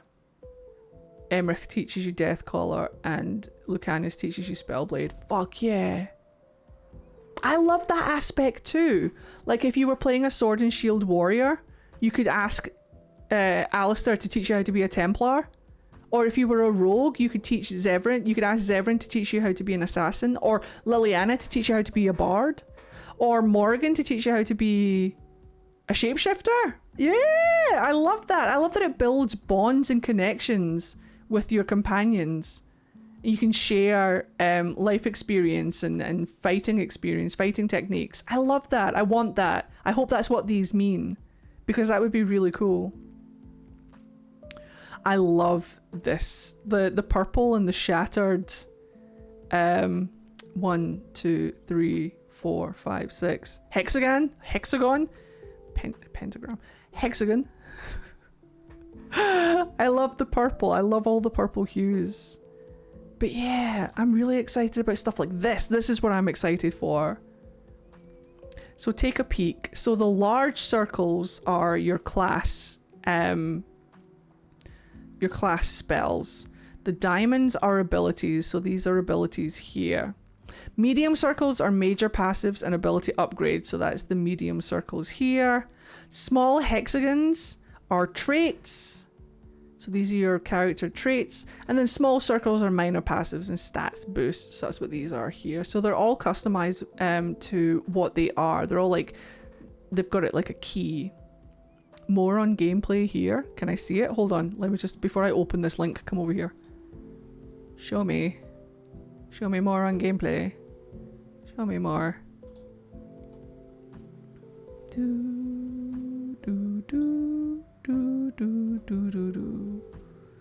It's the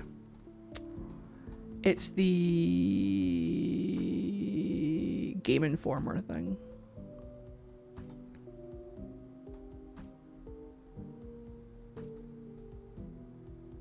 You guys want to see?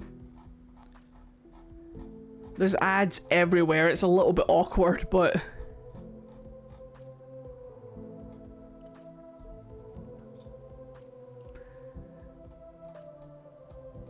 so it shows you the abilities and the skill tree, which is what we were just looking at, and then it shows you all of the keys again, which is what we were just looking at, and then it just talks about putting it all together in this wheel.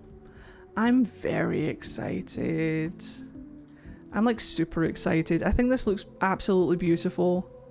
Let me just see if Dragon Age has updated anything else. Oh, Rip Varric.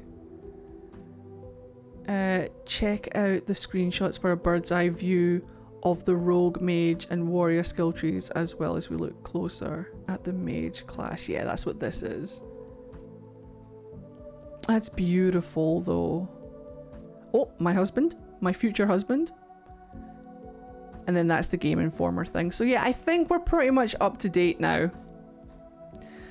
I think that's pretty much us up to date. So what do you guys think? What do you guys think? I'm intrigued by Solus being locked in the Fade. I cannot get over that that's Elgar'nan. I cannot get over that is Elgar'nan. Where is he? Jingle, jingle, jingle. Jingle, jingle. Jingle, jingle. Follow me on Twitter, by the way. I post shit. Look, I did a Solus with hair cosplay. Go follow me on Twitter. My username is the same as on my Twitch, Unifadewalker. This is going to be my new Rook. This is Neve. This is my D&D character, Neve. He's going to be my Antivan Crow. You can't stop me. Where is the bastard? I'm looking for him. Where is... There's my future husband right there. Where is he? I know he's here somewhere. Hi, Solus. There he is! I cannot get over that this is Elgar'nan. I cannot get over that this is Elgar'nan. I cannot get over it. Solus is going to be like, Navi, I bet, hey, listen. That's actually something that, again, go listen to our podcast when it comes out, ! Podcast in chat. That's actually something that we talked about on the podcast. It was that we were surmising that Solus could be like a separate faction that advises us through what we have to do in Thedas, rather than like an actual big bad enemy. And it seems like that's what he's going to be. I love that though. I love that. I knew he wasn't going to be the big bad. I knew it. I knew he wasn't going to be like the big bad. He was going to be played out to be the big bad, and then the veil was going to come down and somehow he was going to unleash the Evanurs. That's what I've been saying for years. And now here we are. And you really shouldn't meet your idols because that's Elgar'nan. I cannot get over that that's Elgar'nan. I'd have locked him in the Fade as well, honestly. I'd have been done with his absolute bullshit. This is more Elgar'nan than he is. I'm just so... It fits the story really well. Because the whole concept of the Evanuris is that they were made out to be bigger than they were. This is Gillinan. The whole concept of the Evanuris was that they were just people who played at being gods, and history is always written by the winners, and in this case the winners are just the arseholes with the most power and the pens. I can fully see this guy outlawing pens in the whole of the Elven Empire. He's the only one that's allowed to have a pen, and he's just drawn himself with the biggest bulge and the biggest rippling muscles and the most handsome face. He's just drawn himself and then posted it out across Arlathan, being like, aha, beware of me, because I am sexy and big muscled and strong, and I've got a giant penis, and you shall worship me, Elgar'nan, the god of vengeance. And he looks like that. He looks like Dave from down the road. Do you know what I mean? He looks like Dave from next door. Maybe that's why it's called Dragon Age the Veilguard, Dave, because that's fucking Dave right there. I'd lock him in the Fade as well. I'd lock him in the Fade as well. He has caused terror. He's a Chad. I can't get over Chad Michaels over here. No, that's a drag queen, and a very good drag queen. I can't get over Chad McChad over here, pretending like he's the Zeus of fucking Arlathan. Look at him. The most handsome Squidward. Yes. I love that though, because that's the whole concept of the Evanuris. They're shit. They're mental. Don't get me wrong. I'd shit my pants if Gillinan appeared at my front door. She looks terrifying. But if he rocked up to my door and said, I am the almighty Elgar'nan, worship me now, I'd be like, I'm not interested, mate. I'm not buying. Just fuck off. I don't want your Girl Scout cookies. Just leave. Because look at the fucking state.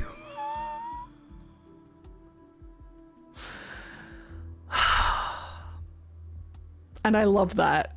I genuinely love that. Well, well. Thank you. What have we here? I love that all this time the elves have been worshipping Chad, McChadface. And Solus has been like, you shouldn't worship Elgar'nan, he's a bit of a prick. And he thinks that he's great. But he's not. He's just a little guy. And again, there's nothing wrong with his height. I'm sure it's perspective. It's probably forced perspective. We can't see his knees. For all we know, he's 8 feet tall and a Chad. He's giving me Adam from Hazbin Hotel energy. Do you know what I mean? Like First Man.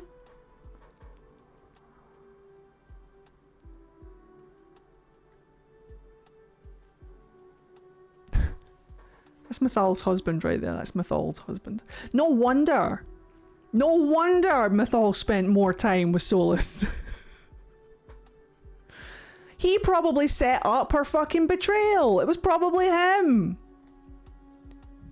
I love it too. The elves have just been praying to Chad down the road. Literally, that's what Solus has been telling us this whole time. That the elven gods, bit shit. Bit of a group of Chads. And we're all sat here like, but I love them, they're my gods. And Solus is like, really? This guy? This guy is your gods. We have to remember that Solus has met them and knows that they're talking shit. All of the statues of Elgar'nan you've seen in the forest so far, he thinks he's Michelangelo's David. He's not. He's this guy. He's Dave. The more I rip into Elgar'nan, the more I fucking love it. This is exactly what Solus has been telling us this whole fucking time. Gillinan's mental. Don't fuck with Andruil, she's even more mental. And Elgar'nan's a bit of a Chad. Also, Falon Din is a bloodthirsty, slave-owning twat. Fuck him. And Andruil is mentally somewhere else. And Gillinan is fucking terrifying, but also Elgar'nan's a Chad. We don't ever hear anything about June. We don't hear anything about June. I wonder why we don't hear anything about June. Spoiler, Sandal's June. Turns out, or Silaise, yeah. We don't hear anything about Silaise. Mother of the Hearth, home, stuff like that. What about Silaise? Fucking Sandal's June. Just, I'm putting it out there, Sandal's June. If Sandal isn't the maker, because I don't think so, I think Solus is the maker, but watch this. Enchantment is the elven god of crafting. Of course the elven god of crafting would be a dwarf. And of course they would try to make him out to be an elf. I'm so excited. Anyway, Elgar'nan ran over. The more I rant about him, the more I fucking love this concept. You could imagine telling Cassandra that Solus was the maker the whole time. The whole time? The whole time? She's been... Every Andrastian has been worshipping this guy the whole time. Oh, imagine if Solus was the maker. I love that idea. Yeah, I mean, I'm just waiting for it. Sandal could be June's champion. He could be, to be fair. I'm still positive that Sandal is working for Solus. I don't know how yet, but I've got an inkling in the back of my head that Sandal is working for Solus. And that Merrill is an agent of Fen'Harel as well. But I can't prove it. Mandy baby. All right. I think that's pretty much it. I'm not gonna lie. I assumed that the Game Informer article was going to be more about the actual meaty bits about the game rather than just telling us how the game plays. Like, no wonder people are like, hey, be careful. It's very spoiler heavy. I wasn't expecting like a play-by-play of how the game plays. I was expecting like this. I was expecting meaty bits like this. I'm scrolling like this. I was expecting stuff like this. Next time we see Sandal, he's fully coherent and like, fooled you, didn't I? I was expecting stuff like this from the article, I'm not gonna lie. I looked up Elgar'nan on Dragon Age Wiki and his photo is there. Oh fuck, hold on, come over here. Send me the link. Link me to it immediately. I want to see this Chad's photo. Is it the photo that we just saw? Has someone put that photo of Elgar'nan on the wiki? Jingle, jingle, jingle, jingle. Stay with me, guys. Jingle, jingle. I know we've been talking for 2 hours. Jingle, jingle. If you're still watching on YouTube, thank you very much for your longevity. I appreciate it. Jingle, jingle, jingle, jingle. Send me the link. He does kind of match the mosaic art on the wiki. Send me the link. Send me the link. We'll review it right now. I know what the mosaics look like. Can I remember what Elgar'nan's look like? I remember what the other ones look like. But can I remember what Elgar'nan's looks like? Let me see. General chat. Oh, thank you. Hold on. General chat, general chat, general chat, general chat.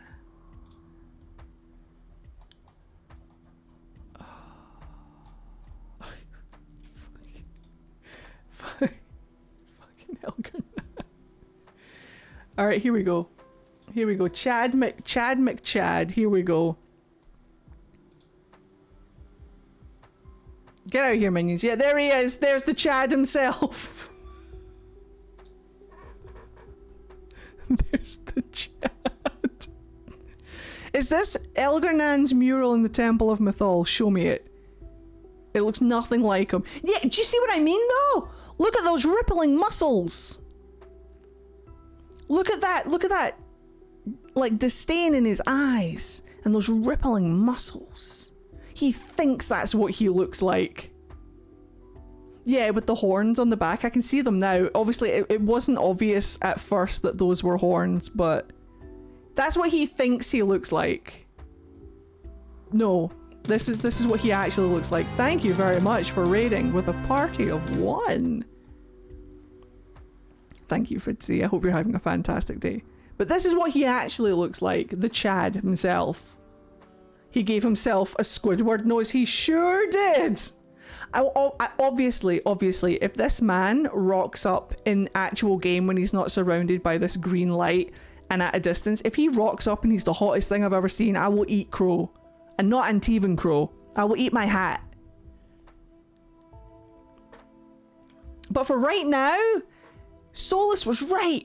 He is a Chad. Mosaic me like one of your French girls. He's an absolute Chad. Who represents fatherhood and leads the pantheon with the goddess Mythal. Is she at gunpoint? My first attempt at raiding. You did fantastic. Thank you very much for your raid. I hope you're having a fantastic day. My question is, who is the voice? Please, I want to know. Oh, that's a good point, actually. The All-Father? He thinks he's fucking Odin? Eldest of the Sun? He who overthrew his father? These are all names he gave himself. Hello, PW. How are you? These are all names he gave himself. Because he's ultra Chad. I love that this has just deteriorated into me taking the piss out of Elgar'nan. I love that this is just me taking the piss out of Elgar'nan. Out of all the gods in the pantheon, I think he deserves it. This is Elgar'nan! No wonder Solus locked him away in the Fade. I'd lock him away in the Fade. And we thought Solus was prideful? No, not compared to these twats. Solus didn't name himself the Dreadwolf. They did. They called him the Dreadwolf. And I still think that it's a play on words. Because there's lore that tells us that they used to have like wolves, like companions when they were fighting. You know how like the Emerald Knights all had like companion wolves that would fight with them and live with them. I wonder if with Solus, because Solus used to traipse around after Mythal a lot, like wherever Mythal went, Solus went. I genuinely think that maybe he was her general. Maybe Elgar'nan hated him because Solus was, you know, nice to her, and he was a bit jealous. They weren't actually dating. But Solus kind of fancied her a little bit. But Mythal couldn't do anything about it because she's got this twat on her arm. But then he started noticing that she went out with Solus a lot. And Solus being her general and stuff, obviously her favourite. And Elgar'nan was like, the fuck? It's a mirror on Minrathous and Andraste.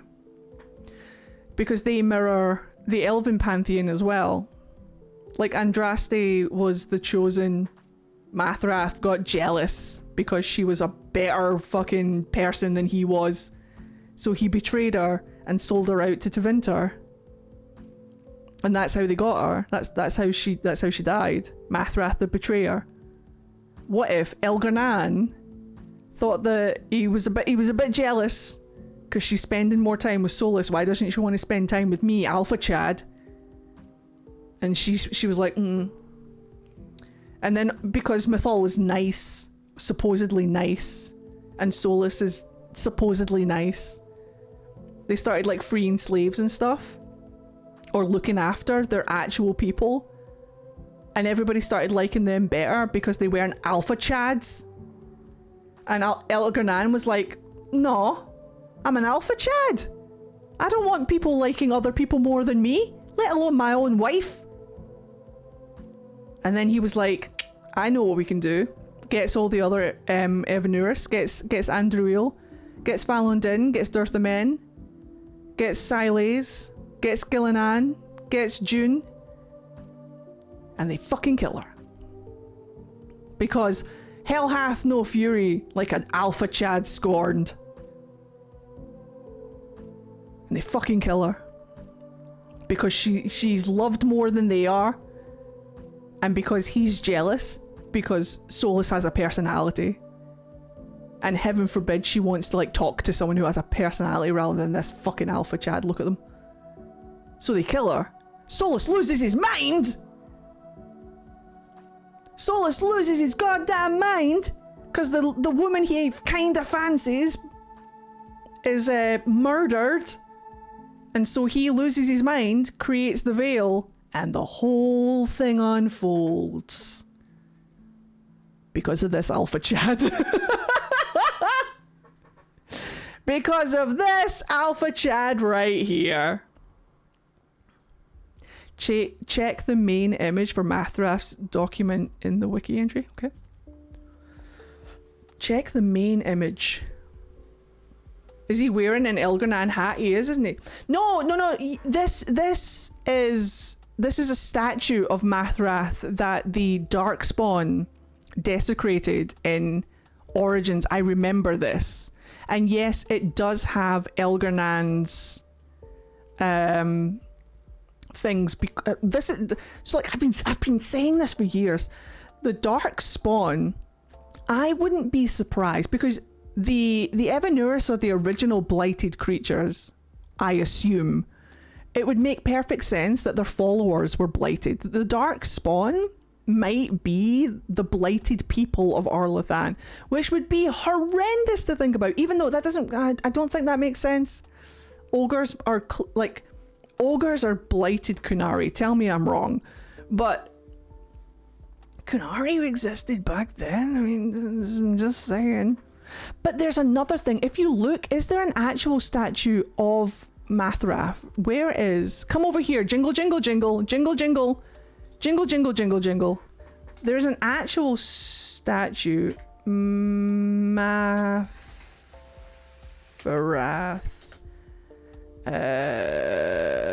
Dragon Age Inquisition. Dragon Age Inquisition. There is an actual statue of Minrathous, which is interesting. Jingle, jingle, jingle, jingle, jingle, jingle, jingle. I will open up. No, there it is. It's right fucking there. Look at this. Look at the state of this. Look at this. These are the statues of Minrathous the Betrayer in Inquisition. Look at the shape on his helmet.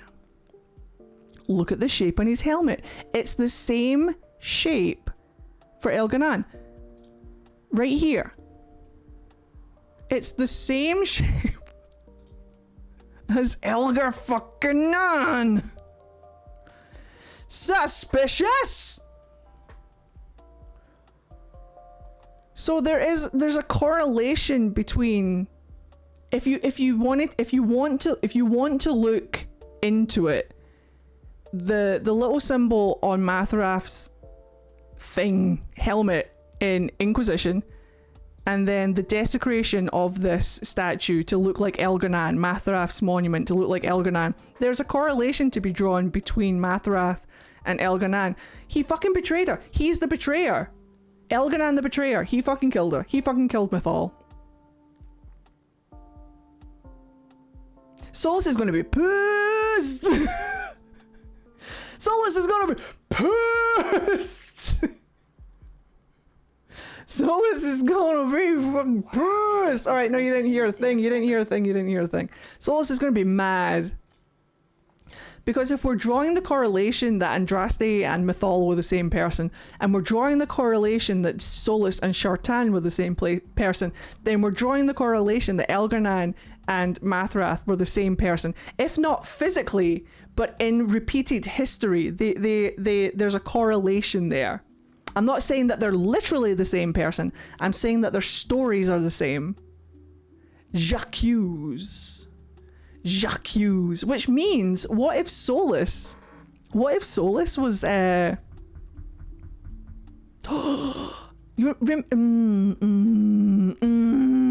if Solus was a former slave? Maybe that's why he sympathizes with them. Maybe he was a slave. He has a little scar over his eye, and Cole says a line that he scarred his own face when burning her off, or he left a scar when he burned her off his face. I wonder if he had Valisline. Maybe that's how he knows how to remove Valisline, because he removed his own Valisline, which we now know to be slave markings.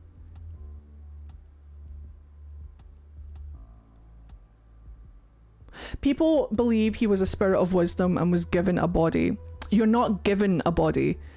You manifest your own. Like Cole, you have to have the will to manifest across. But it's different. It was different back then because the veil didn't exist. So maybe they were given. Maybe they were. I don't know. But then whose mark? I don't know.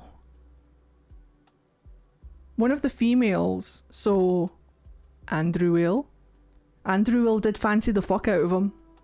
Andruil tried to like threaten him with sex at some point, if the stories are to be believed.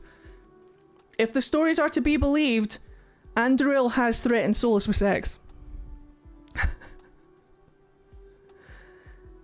What if he removed Elgar'nan's markings? Well, Cole said when he burned her off his face. So unless we have like a trans man king over here, or a gender fluid king, I'd be down for that. She tied him to a tree. That's right. There's a reference in Trespasser to one of the forgotten ones as well. I wonder if we're going to meet, if that's going to come back and we're going to meet any of the forgotten ones with Solus.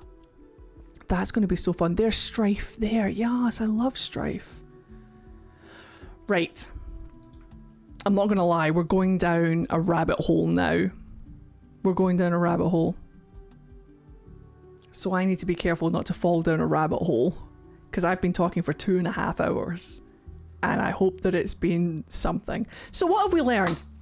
We have learned that the article is basically just a play-by-play of the beginning of the game, which I'm not going to lie, I was kind of expecting it to be at least a little bit more insightful on the actual meaty mechanics of the game.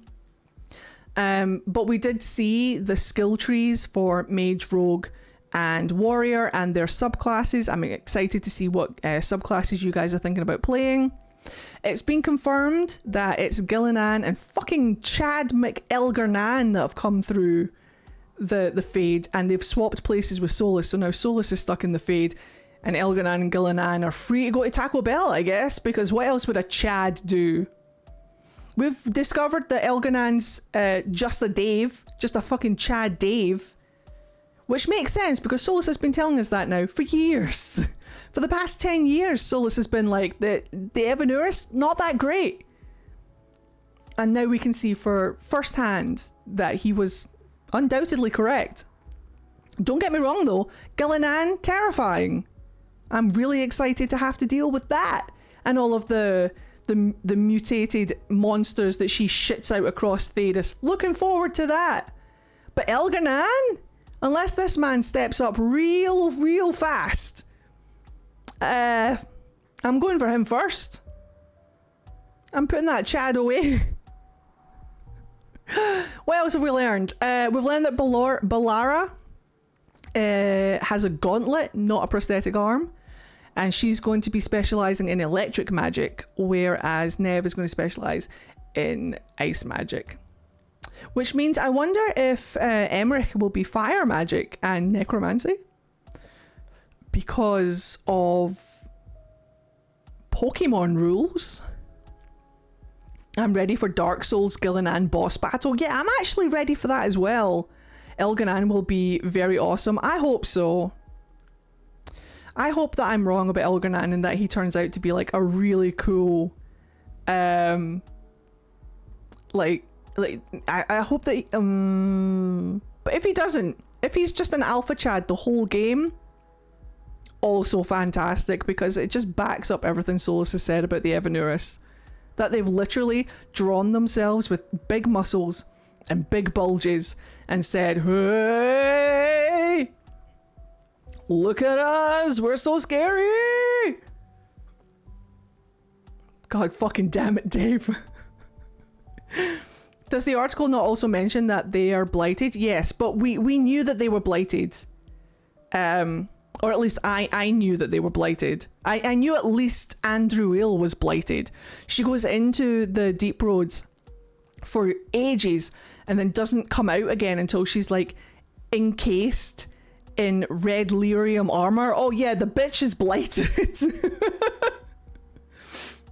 But yeah, nah, it was kind of implied that they heavily fucked with red lyrium and blood magic.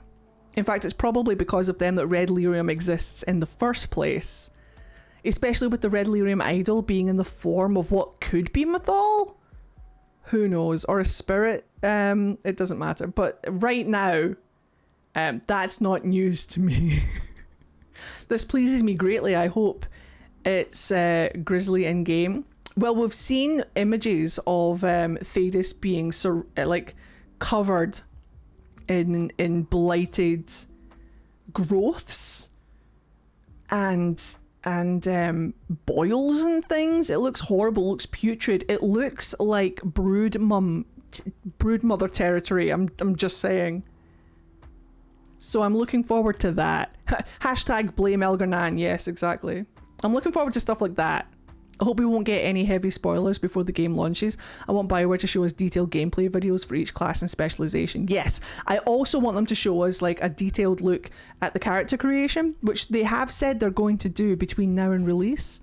But I hope we don't get more like that. Like, I don't know what I expected from the article, except for things like, I kind of expected a little glance into character creation, like a little glance into how to build your character and stuff like that, rather than just like a narrative of game spoilers. Like, I get it that it's exciting to like hear things like that sometimes, but I don't know, I kind of feel like it wasn't what I was expecting. And when I got to the end of the article, I was still hungry for like the meaty mechanics of the game, not just story spoilers. And someone, like, I literally just read an article about someone getting to play the game before me, and I'm just like, that's great and all, but tell me about how it works. Tell me about how the game works. Show me a little bit of character creation. Show me, like, I was expecting those skill tree photos that are on Twitter to be in that article. Like, that's what I thought the article was going to be about. But now we know that we're dealing with the Lighthouse. I gave you that tasty little insight into Scottish language about Solus meaning a beacon of light, like the kind of light you find in a lighthouse. And then we ranted on Elgar'nan for 2 hours. So I feel like it's been a productive day. But I'm very interested to hear what you guys think. I'm very interested to hear what you guys think about the article. Like, did you guys enjoy it?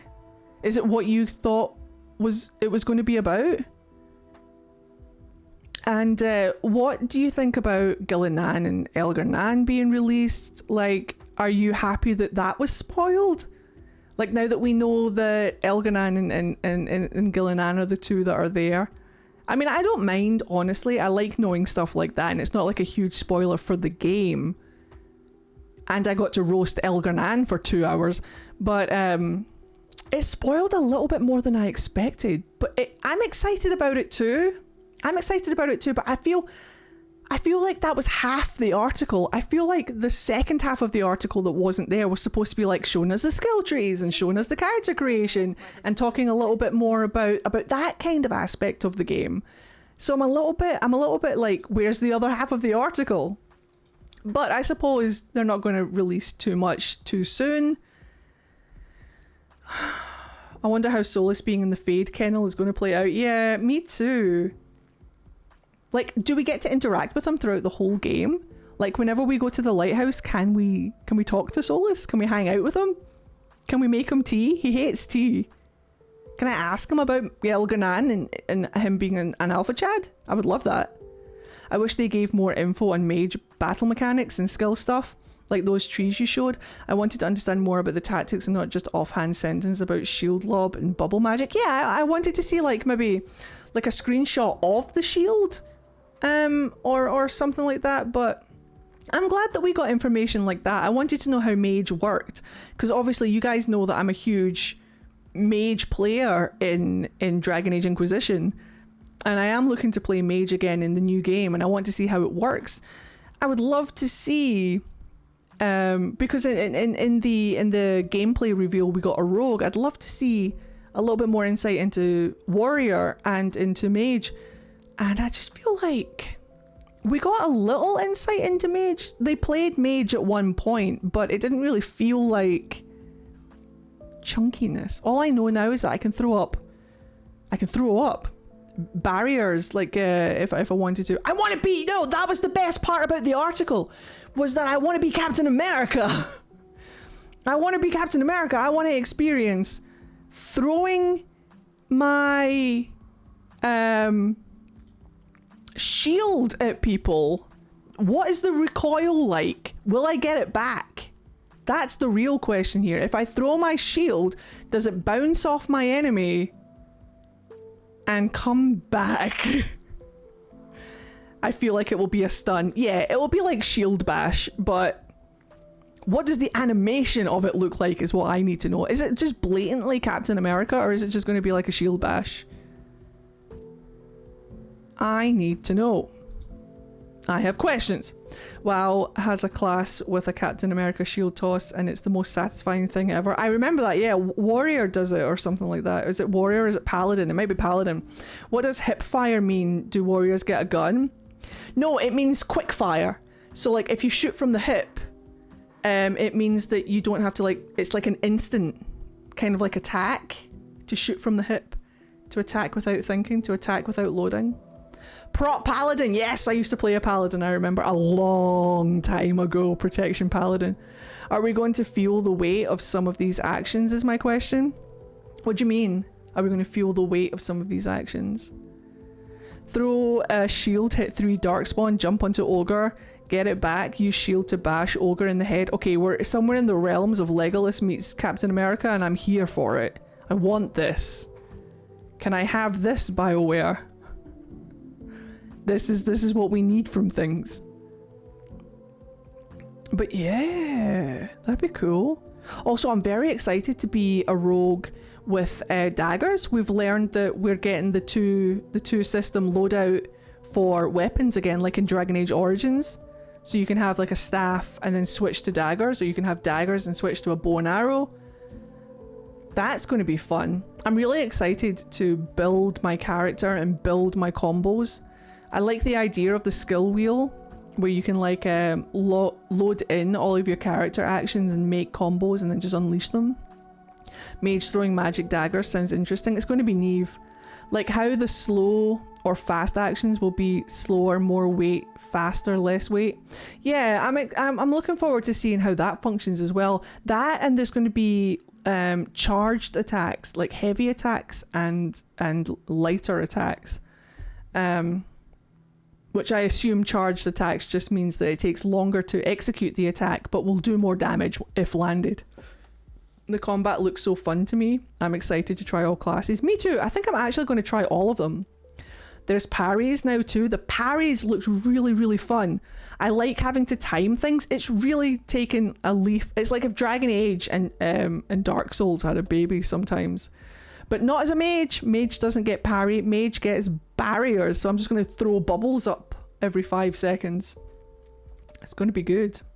I like the idea of quick recover as well. Me too. And dodging. So like you're in the middle of like attack animations and you're about to get attacked. So you can just like dash or dodge to get out of the way and it doesn't break your combo. But you don't get locked in the animation. Yeah, then your combo resumes. Yeah, that sounds interesting. I hope I can hotkey the loadout switch like in Origins. I think they said that you can hotkey things, so that'll be fun. Right. It's been nearly 3 hours. Is Dorian in time out? No. Oh, shit. No, he shouldn't be. There we go. No, he was fine. I don't know why he was facing that way. I need to see another release schedule. Me too.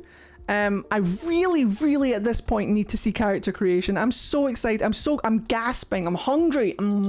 Feed me, BioWare. Feed me, BioWare. Feed me character creation. Let me see it. I hope we see Dorian at least once, but from the sounds of it, it sounds like Solus is going to be our main, like, way of getting around. I was kind of hoping that Dorian would help us around Minrathous, but it seems like we're using the Illuvian system again. Remember in Trespasser we went to the Crossroads and used all the Illuvians? Well, it sounds like that's what we're doing again. It sounds like it's going to be like the Crossroads, and we're going to use the Illuvians to get to all the different parts of Thedas. So we're going to go to Ravane, we're going to go to Navarra, we're going to hopefully go to Antiva. I need to go to Antiva, please. But we're going to be doing it through Illuvians, which is a shame. What I've heard of the character creator, it sounds so promising, but I need to hear more before I get too excited. It sounds fantastic, but I want to see what it looks like. Apparently you can change the lighting so that you don't create a character in bad lighting. Apparently there are sliders for every aspect of your body. You can make them your eyes bloodshot if you wanted to. You can like choose your voice, your gender. You can be non-binary if you want. You can change the pitch of your voice. That was really the best part of the article, was that little insight into character creation. Need to make their hair not atrocious. I need to see armor that isn't ugly. And oh, I heard someone say that we're getting, what's the word? Hold on, what's the word? Mog. Transmog. Is that what it was? Someone said we're getting transmogs. Don't play with me like that. That is the best thing I have ever heard. That is the greatest thing I've ever heard. Corny did on the Q&A. Right, we're going to have to do the Q&A. The devs in the Q&A said it's in the game. Right.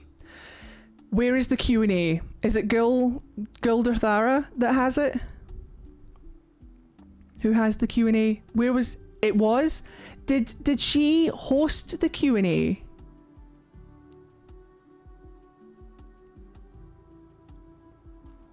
They uploaded it. Where was it hosted?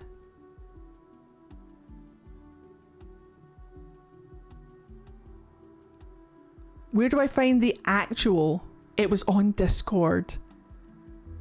Shit. Is it the actual Q&A or is it like a review of the Q&A?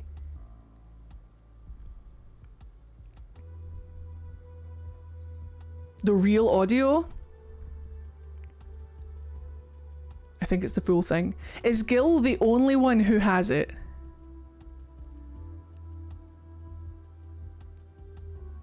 And who hosted the Q&A?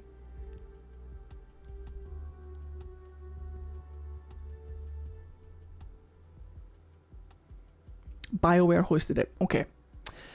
Why don't we review the Q&A tomorrow?